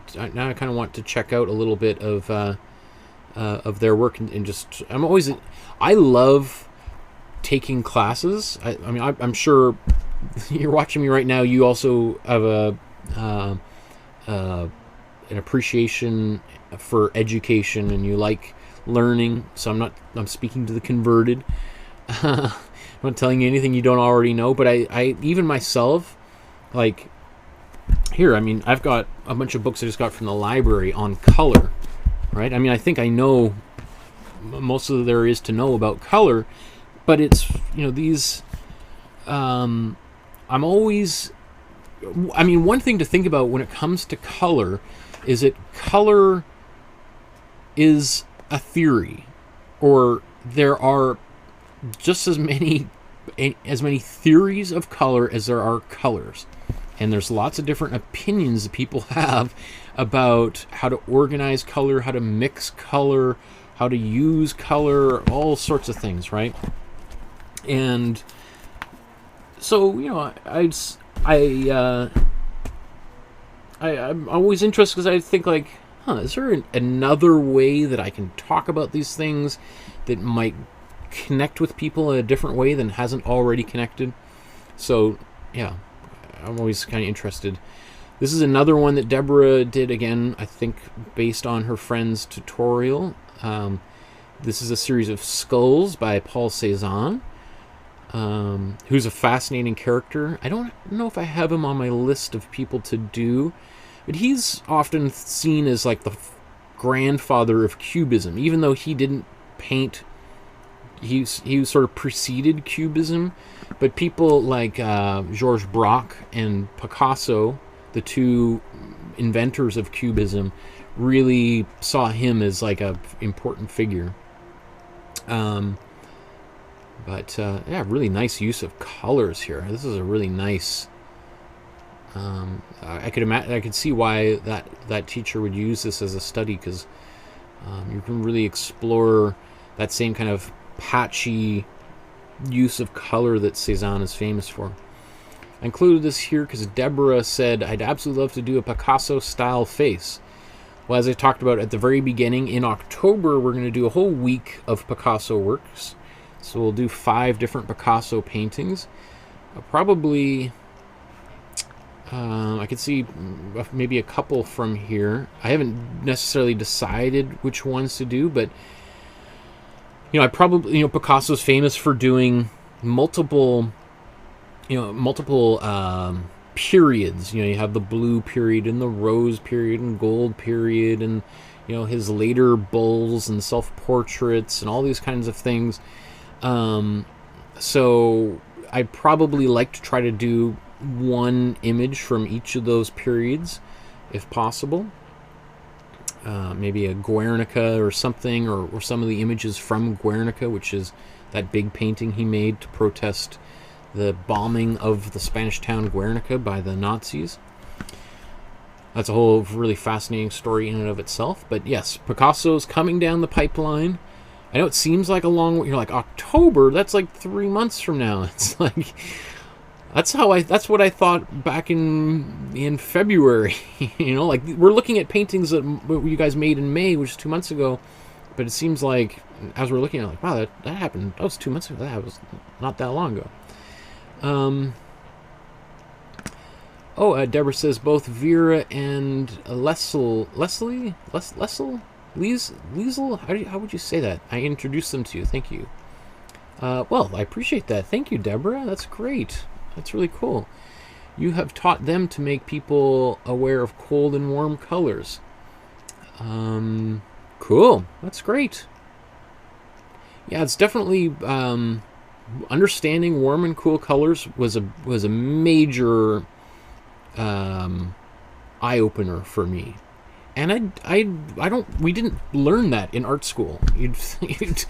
As it's like such a, you know, this is what I tell my students, you know, because I'm teaching starting in it's coming up 2 months from now, a month in a month, 5 weeks I'll be teaching again. Wow, summer's is almost over for me, but I'll be September 9th, I think, is when class starts. Anyway, one of the things I tell my students at art school is, you know, a lot of people go to art school expecting they're going to learn they're going to learn how to paint. And one of the things that drives me nuts about school, at least like university art school, and there's a lot of people who weren't happy when the art schools in Canada became universities and weren't colleges anymore. That's a whole other story. Is often some of those foundational techniques, they just assume people already know that, and what you learn in art school is a lot of just like how to refine your style and paint what you want the way you want to do it, rather than necessarily learning how to mix colors and everything like that, which is a bit of bizarro thing. But why was I saying that, oh, it's, well, yeah, so that whole warm and cool colors thing is, I think they just, it's this kind of stuff that people just assume you already know, which is like, why would you? But anyway. And Deborah says, yes, the spirit of the forest, but like what I do with you, I make it my own. I will message you. Vera studied in Russian and Liesel in Austrian. They really like your tutorials. Oh, I appreciate that. Thank you. Well, I'm definitely going to check them out as well. So, yeah, definitely send me some links. I'd love to check that out. Sorry, I'm going to keep on going here. Got lots of, you can see here, 77 images. So I'm not going to spend too much time looking at all of them. Have no fear. But I do want to celebrate all of this great work that you guys have been making. So here's Dolores did this instead of painting the Goya painting, which was a bit of a darker painting, right, of the god Saturn devouring his children and literally biting their heads off. So this is definitely about as different, unlike that Goya painting as you could have done, but this is gorgeous illustration, gorgeous watercolor, beautiful line work, and really nice choice of color. Very, you know, kind of a little bit of a subdued palette, not like super bright colors, but I think it's because you have a lot of this empty white space, whoa, that some of the colors that are, you know, not that bright, they do pop, like these greens and purples, right? So again, that's one of the great lessons we should be learning from the great Chinese masters, is it's like when everything is sort of muted, it makes even the colors that are just a little bit more saturated explode, because everything else is kind of quiet around them. You know, it's like, you know, people say it's so quiet you can hear a pin drop, right?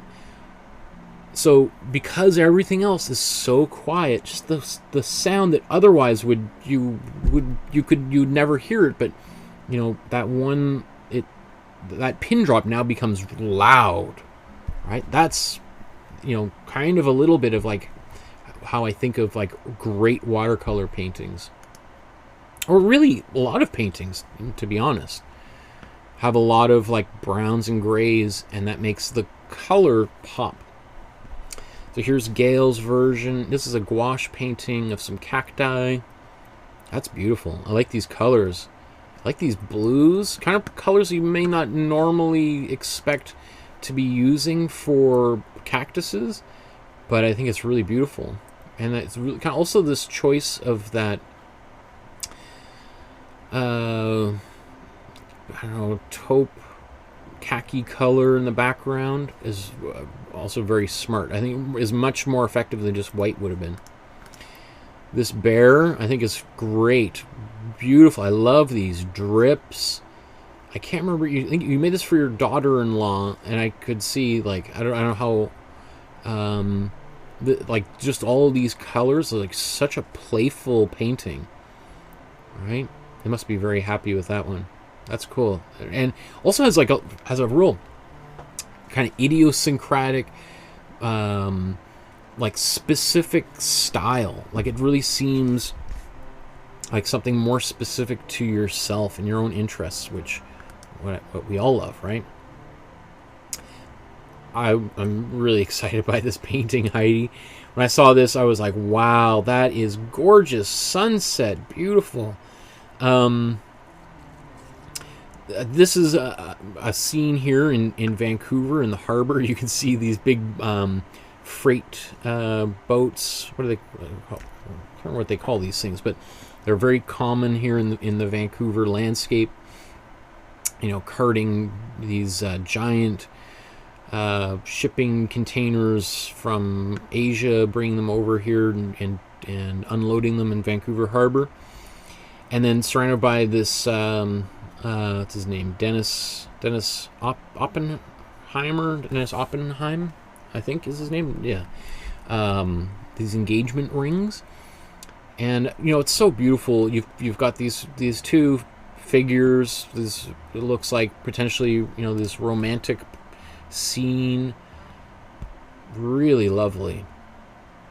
Like, this is the kind of thing that you could make postcards of. You could make, like, wouldn't this be fantastic as like a wedding invitation for someone? Right? You made a painting like this, or you gave it to someone on their wedding day. Like when my wife and I got married, we had friends give us paintings because we have a lot of artist friends, and like, that would be really meaningful to somebody. Yeah, great job. Just the colors, all the choices you made in this make me so excited. I get so excited when I see these things. I included a couple of these. These are photos that Irene sent in, visiting the Van Gogh exhibit. I think this is in Edmonton, if I recall your message. But this is also an exhibit that's up. I think it's still up here in Vancouver too, at the Convention Center. I didn't mention it yet. I think I'll talk about this in a few weeks when we talk about Van Gogh, or Van Gogh. But if you have an opportunity to see it, it is a little on the expensive side. I think it's like tickets are about $50 each.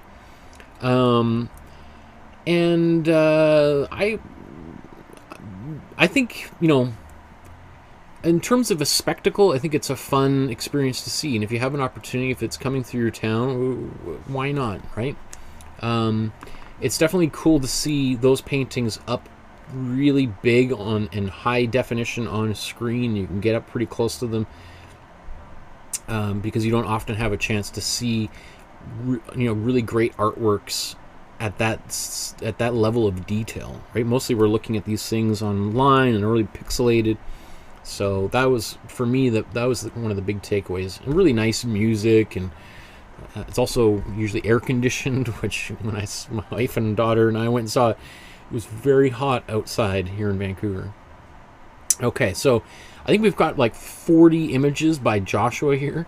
So we're not going to look at all of them in such great detail, just because there's so many, Josh. But I do really appreciate how active you are and how creative you are and dedicated you are to making all of these images. So it's also really interesting. We have like quite a range of artworks that you've created, like some like this, which are clearly done quite quickly and have far less detail. And then you have some where you spend a lot more time on. Like even this image looks like you've knocked it out pretty quickly. This image of Jesus here, that's a really beautiful image, right? And I like the splatters on there, right? And then you have some like this, which you're dialing in and you're spending a little more time on. I think that's the framed version. This is the one where you're painting it. Really beautiful. These are really great. Really nice reflections in the water here. Flowers, and this is a bridge that you painted. I think you did a few versions. Kind of looks like inspired by Monet, who often studied the same image over and over. Here's a Dali you did. I think you did a few by Dali. Who's a very, again, we talked about Dali when we were painting Dali. It's such an interesting figure because of how he incorporated very traditional painting techniques whilst painting these images which were very contemporary and very strange and weird, and making them look real, hence surrealism. Things that did not exist, but because of the way he painted them, looked like they could exist, which is kind of freaky and scary for people at the time, right? Here's this famous Diego Velázquez painting. Oh no, this is Goya. This is Goya painting, sorry. I think it's called like the 3rd of May or something, where these French soldiers are executing these Spanish citizens who are daring to rebel against the French who invaded Spain. So this is his version of it, and you can see there's Chi by Chi painting in the side here. Another landscape. These kind of have a Bob Ross quality to some of them. I like the simplicity of this a lot. That's really nice. I can't remember who painted this, but this is the original version, and then there's yours. All right, so very quick paintings. I like this. Here's another Dali painting. And then here's one you did on oil paint. There's some pears, right? So you really see, like, when you really dial in and focus here on some of your work, you're able to get some exceptional results. Like, this is among one of your best paintings. And it's such a simple painting, just some pears in a bowl. And that's something, one of the things that I do want to do in the new year is I want to do a whole series where we just do things like this. We're just going to be painting apples and oranges and bowls and really painting from life, because I wanted to kind of do this whole master study thing where we really dial in and learn from all these different artists, gather all these different techniques and knowledge, and then start really putting them to practice to painting our own things. Here's sunflowers, I think loosely based on a Van Gogh. So that's great. Like, these are really great paint handling. And here's a farmer. I think you were going to do a whole series of farmers. And then here's a Van Gogh with a scythe, kind of, I can't remember the name of that painting. Then you got some sketches. I think these are sketches maybe you did at museums. There's a Monet. And then here's a Cézanne that you saw. That I'm just going to turn this off here. It's being cranky. Some Cézanne drawings you did. Here's a sketch you made of Edvard Munch painting.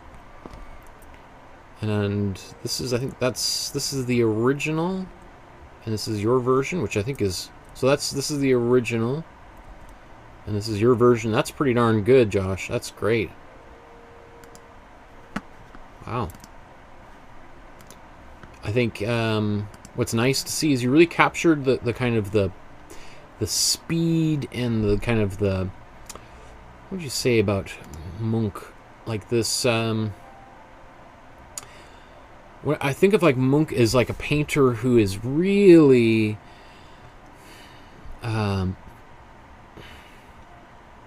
really fearless. A lot like Van Gogh, like painting images that were very different than a lot of his peers. And you should be really proud. Like, this is definitely one of your best paintings for sure. Just like those pears, and getting better and better and better. This is a cartoon you found, and then here's your version of it. That's great. Even the drawing itself is really well done.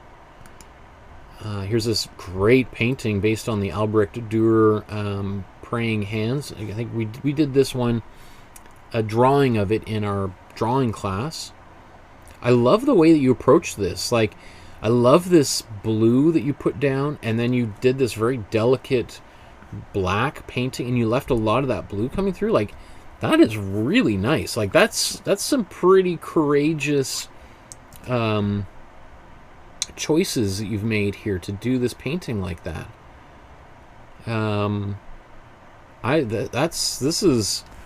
That's really cool. And then I think you're working on doing a study of this is Napoleon on his horse. I'm trying to remember the name. It's a Jacques Louis David painting. I think that's what you're doing here, but without Napoleon on the horse. Wow, we got so lots to go. Okay, so here's Les. Here's Les's version. I think that he sent these in alongside the Tom Thompson stuff that we were working on. Maybe he did this at the same time. And this looks like a Tom Thompson painting that he might have been studying based on. And that's great. Wow, that's beautiful. I think maybe I'll come back and talk about that when we talk about the Tom Thompson ones. This is beautiful. Look at that salmon done as like a pointillist painting. That is really good. I love this, Les. That is cool. That is really, really nice. It's also just making me hungry for some sushi or something. Look at that frog. Great. I love the way that you've painted the limbs of the frog just underneath the water, and so the color's slightly different. They're muted and hidden a little bit. This is a tricky painting to pull off for sure. You know, and the cloud up in the sky. Yeah, this is would be a very difficult painting to make, but you really did a admirable job to pull it off. I mean, there's some things that you could probably do with the water. I think the water you could probably add, even if water is still, it's still going to have some more unique reflections and like waves, ripples and stuff. So we might see some ripples coming off of the frog, no matter how still they are, or from just like wind in general. So maybe some horizontal lines coming in here to really reinforce the wateriness of this, and some glazing, probably like adding, like even the Carl Rungus painting we did just the other day, I think that might be some really good stuff to look at for painting water. I think we did a pretty good job with that. I wanted to show a few paintings here. Here's a new student who's just joined up. Here's Lisa, who, look at her versions of the Hilma af Klint painting, which I think is awesome. I'm so excited. Look at that. It's so gorgeous. That purple background here, really well done. And then here's another one of the Hilma af Klint paintings with her own painting side by side, which I think this is great. This cat here is pretty cool. And what's kind of fun about that is that the cat is like you can imagine this painting as an abstract painting, and it's like the cat has wandered in, where is it? The cat has wandered into the abstract painting and is playing with the threads of paint or something. Right? So there's something very playful and humorous and, you know, just all around, you know, one of those kind of paintings that puts a smile on your face. I like that.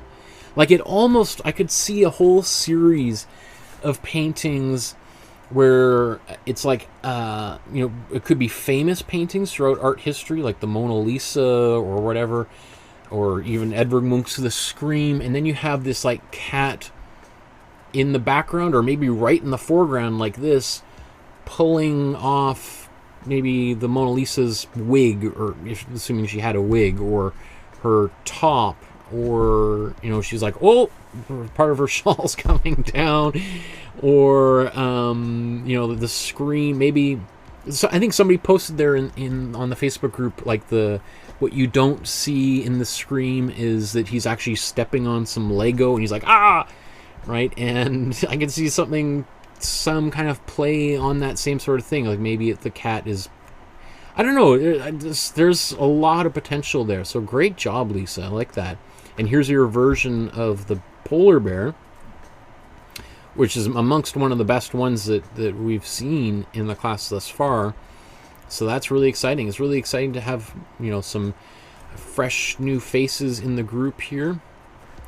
I'm going to keep on going relatively quickly here. I thought this was really cool. So Natalie is opening up her own art gallery, and I apologize, I forgot where this is. I think it's somewhere in, if I recall, in New Brunswick. Am I right? Somewhere, or maybe it's Quebec. Somewhere. Obviously, it's French writing, but I'm 90% sure it's somewhere in Canada and not in France or Haiti or wherever else in the world, because we've got a lot of students from all over the planet. But I just thought this is really exciting that someone in our group here is expanding to, you know, show art by other people in person. Remember when we used to do things with other people outside of the home? So that's really exciting. Great job, Natalie, and best to you on your new venture. And again, I'll have to look at the Facebook message where you posted these, because I was just moving so quickly. But I look forward to, if I ever get a chance to come through town there, is to come visit you and say hello. And so here's Paula. Paula took a photograph of some birds, and here is this watercolor. That's gorgeous. I'd love to see. Here's what you created from these little fellows in the corner, and then incorporated some other birds, these parrots. I don't know anything about birds. I don't know the names of birds. Maybe they're not parrots, but they're some parakeets, or I don't know what. But really beautiful. You know what's kind of nice too? Just like all these little things that, you know, you're painting these leaves, right? And what's beautiful is you've got like, you didn't do the whole outline on all of these leaves. Like some of them you did. Some of them you drew kind of a circle, or you know, a spade like form shape around, and then you drew the vine, or not the vines, the veins of the leaves in there. But then there's these other ones where I'm not sure which order you painted them in, but you just left the color to be the main part of the leaf, and then you have the black lines on top. Like those are really exciting little places, because that tells me, because that's really hard to do. You're basically having to maintain something in your mind. Either if you're painting first and you're gonna like, okay, I'm gonna draw the veins in over top of this, or you just draw the veins and then you put the paintbrush stroke over and you're just like, okay, that's good enough. I actually don't need to outline that. Those are all really exciting moments there as an artist, where I can really see you as an artist developing here, right? Like I actually would say this might be one of your strongest artworks here. You know, there's some really great stuff going on with these birds. And so it makes me really excited to see Paul, because like, again, look, we're going to look at a few more things that you've done, and I get really excited about these things. I was just like, oh wow, there's a really interesting artist at work here. Like these, like this kind of reminds me a lot of Andy Warhol's early illustrations. Andy Warhol, you know, he's famous for pop art and for painting Campbell's soup cans and stuff. But I think a lot of people maybe aren't aware that Andy Warhol, for the 10 years before he turned his attention to making paintings and sculptures and like so-called high art, was literally the most successful illustrator in New York City in the kind of mid 1950s. And you know, there's plenty of books that catalog all of his great art that he made during that period of time. But I personally like his drawings and those illustrations more than a lot of his later paintings. I think they're much fresher. They're really creative. Like, people have often dismissed Andy Warhol as just this copyist, or someone who's just this hack who's just, you know, reproducing a bunch of images, and just he's got literally a factory. That's what he called his studio, just cranking out all of this artwork. And whereas, you know, his early work really shows that he was an incredibly talented illustrator and artist. Anyway, so I see these things like this bird, and just the way that you're using paint and letting it kind of go outside the lines. Like, there's a lot of creativity here. Here's another one that you did here. Look at this beautiful portrait. I think this one you did, Paula, right? I think this was in response to somebody else. So, like, wow, that's great. So, yeah. I'm so proud of.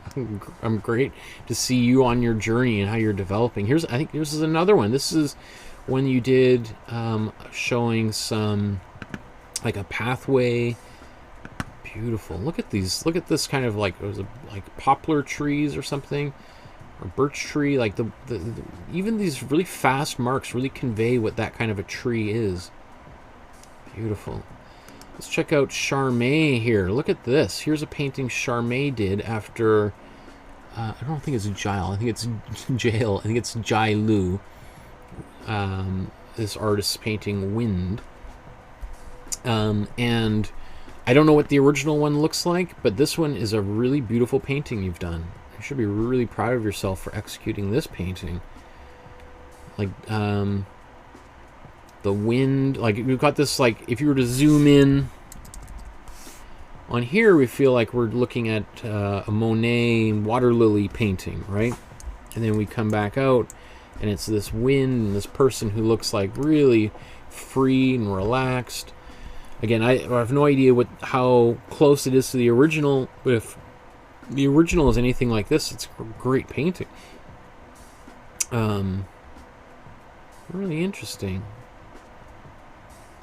Huh. I like that a lot. Well done. And then here's a bunch of sketches Charmaine has included. I think she might be taking my drawing class. I think this is where some of these images are coming from, because one of the things in the drawing class, again, that's all free. You can go down to the description below, and there's the whole playlist, 40 episodes of that showing you how to draw basically everything. But one of the things that we did is I asked people to divide your page up into like 4 or 8 little spaces, and then do these like literally timed drawings that are some, you know, around like 3 minutes to 15 minutes long, 5 minutes or so, and just try to draw as much as you can in that short period of time.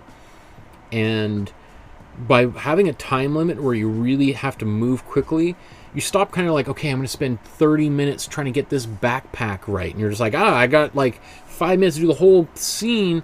That means I got like 10 seconds to do the backpack. And I'm just going to do as much as I can as quickly as... And you're often very surprised by how much better the artwork turns out than you expect it to be. People always like, oh, I can't do a whole drawing in 5 minutes. And then 5 minutes goes by and they're like, oh, actually, I did do a pretty good drawing in 5 minutes. So, great job, Charmaine. This looks like something we did in our class, drawing things that are on your table, like pencils and your keys, and then so that's the black and white, and there's the color version, which we didn't do, but that's great to see. There's some more. Great job. Look at that. Beautiful drawing. I love these illustrations. I'm not sure. Maybe this is the artist Kelly Beeman. Is that what they're from? But I like those. And a few more here. And I think she said somewhere in here, like, this is a sketch of the day. So I don't know if, Charmaine, if you're doing a drawing every day, that is great. That's a great exercise. Here's another one, another series. Oh, I think also you're learning French or something, if I recall. And that's what you're doing at the same time. And here's a drawing Vanya included of, how would you say it? Famous church in Coyoacan? Is that how you, I'm not familiar with where that is. I think that's somewhere in Mexico. But beautiful trees. I love this. I'd love to see this as a finished painting, perhaps. This actually looks like an artist that we're going to be talking about in October when we look at Islamic History Month. So there's some similarities here that I can see. So that might be kind of fun to revisit that painting in a few months. And here's a painting that Susan did of some flowers. That's great. Really lovely colors. Small little comment is I would say that, like, the bottom of this vase I think should be rounded a little bit. Right now, because it's flat, it makes it look like the table should if that's flat, this line should probably continue straight back here, because that means we're looking at you know, like if I look at this mug, right, if it's straight on the camera, that's when it's flat. But if it comes down, you see how it starts rounding out? By the time it gets down here, it's quite curved, right? Versus the same sort of thing, if I keep on bringing it up, you can barely see, but now you see the bottom of the cup, right? So we see it round. So it's only flat if we're looking at it straight on, which tells me if we're looking at this straight on, then we're right down here, and then we probably wouldn't see a line like that unless the table was like, and which would mean this vase is, the only way for that to happen would be if the vase was sort of tipping, was balanced backwards against a wall, I think. If it, yeah, if it was like, I don't know how I could set it up, but if you had a corner and it was sort of tilted back and you're looking at it from this angle. So just a small little tiny thing, but if we put a little curve there, I think that would improve the painting dramatically. Otherwise, the colors are great. There's something very juicy about these flower petals. And then lastly, I'm just going to end with this here. This is Shelley visiting from Ontario and stopped by at Emily Carr. This is the university I teach at, here in Vancouver. And yeah, I don't think when you visited, I think just over the last week they've opened it up to the public, so I think it was probably locked when you were there, unfortunately. Not that there's a lot to see going on there in the middle of summer, because there's no in-person classes, so even if you were to go in, it would be like a ghost town inside. The occasional student or staff member wandering around the hallways, or yeah, it'll be exciting to go back there, and I'm looking forward to doing some of these classes in person again. So just in the chat there, I just see May says, thanks for all your supportive critique and comments. So gratifying for me. You're doing a great job, May. Just like everyone else, right? You know, I know that, you know, I'm a little bit behind, or we're talking about artwork that you guys made in May, and it's in the middle of July now. But one of the things that I think, episodes like this, the people that, like yourself, that make the paintings obviously want to tune in and to hear what I have to say about your paintings. But I do think that talking about other people's artwork should be really helpful for other people who are not even participating in the class and uploading their pictures there.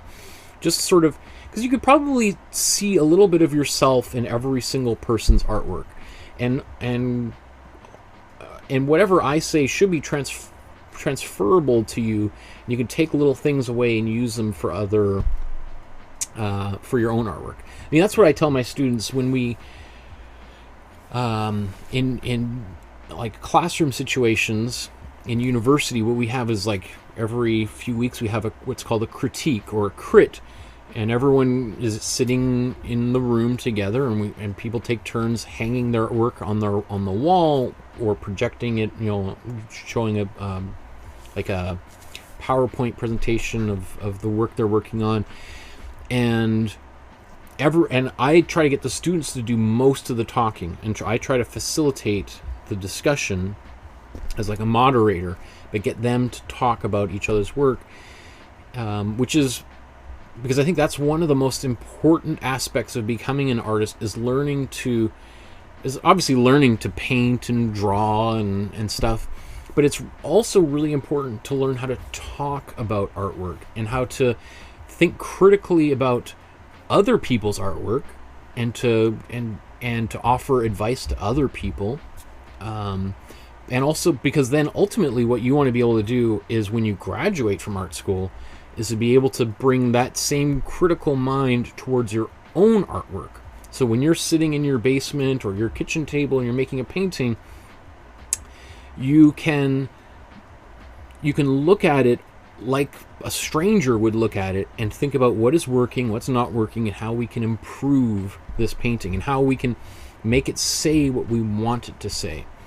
And that is not that's not easy. And that's why I was saying, like, a lot of people, they come to art school expecting to learn how to paint, when they end up spending a lot of time learning how to think and talk and write about and express their thoughts about other people's artwork, and then ultimately about their own artwork.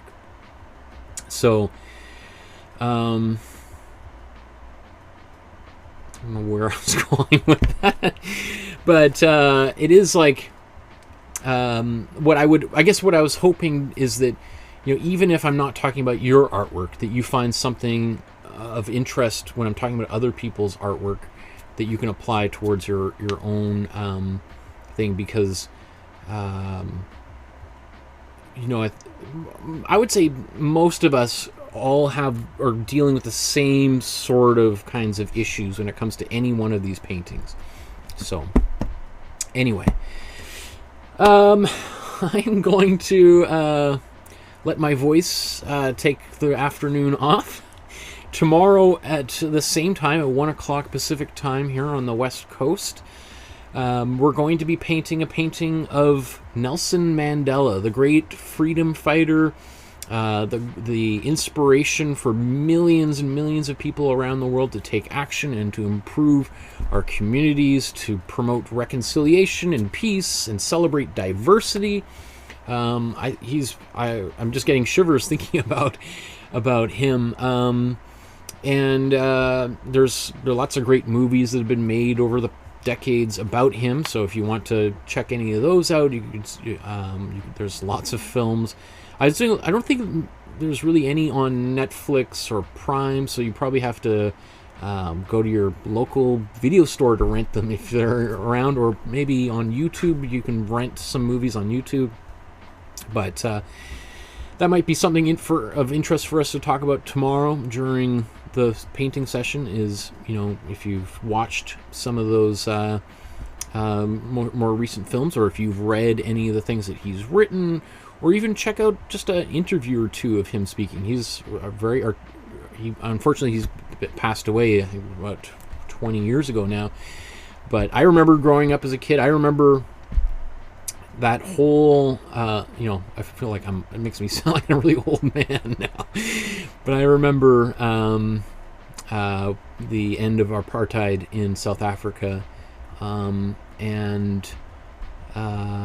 Anyway, that's a conversation for tomorrow. I was like, I'm going to say goodbye. And then I hear I'm chatting for another 10 minutes. Anyway, so enjoy the rest of your afternoons, everyone. Wherever you are on planet Earth, stay safe. Thanks so much for making paintings. Thanks for sharing them with me and the rest of the world. I know for every one person who's sharing their artwork on the Facebook group and here in the class, there are at least another 100 people, because I get emails from people all the time and Facebook messages from people all the time who are part of the group but don't feel comfortable sharing their work. So I am very grateful on behalf of those people who are not ready yet to share their work publicly, and you guys give them that courage where they can see, like, oh, you know what? Like, I'm actually not doing so bad. Look at what other people are doing, and look at mine. Like, I'm actually, maybe I'm gonna take the opportunity to put my work out there, because for some people it's very, very scary to do that, right? They feel it's like it's like dyeing your hair purple and walking down the street, right? Or wearing, an outfit that you would never wear, and all of a sudden you feel very vulnerable. So I really applaud all of those of you that have been sharing your work consistently over time. It really gives people permission to explore art themselves and to share their art and let their family know that they're making art too. Because sometimes it's like a part of their lives that they're hiding and they don't want other people to know about it. So anyway, thank you so much. We'll see you guys in a couple of days. Until we meet again, my friends. I'll talk to you soon. Take care. Oh, maybe before that comes up, if you want to leave a contribution to the PayPal, there's a link below. Contact me through email or the Facebook group. Any size of donation is very much appreciated. And of course, liking and subscribing to the channel and sharing them with your friends and family also is hugely important and helpful. Thanks again, everybody. We'll see you again soon. Good night.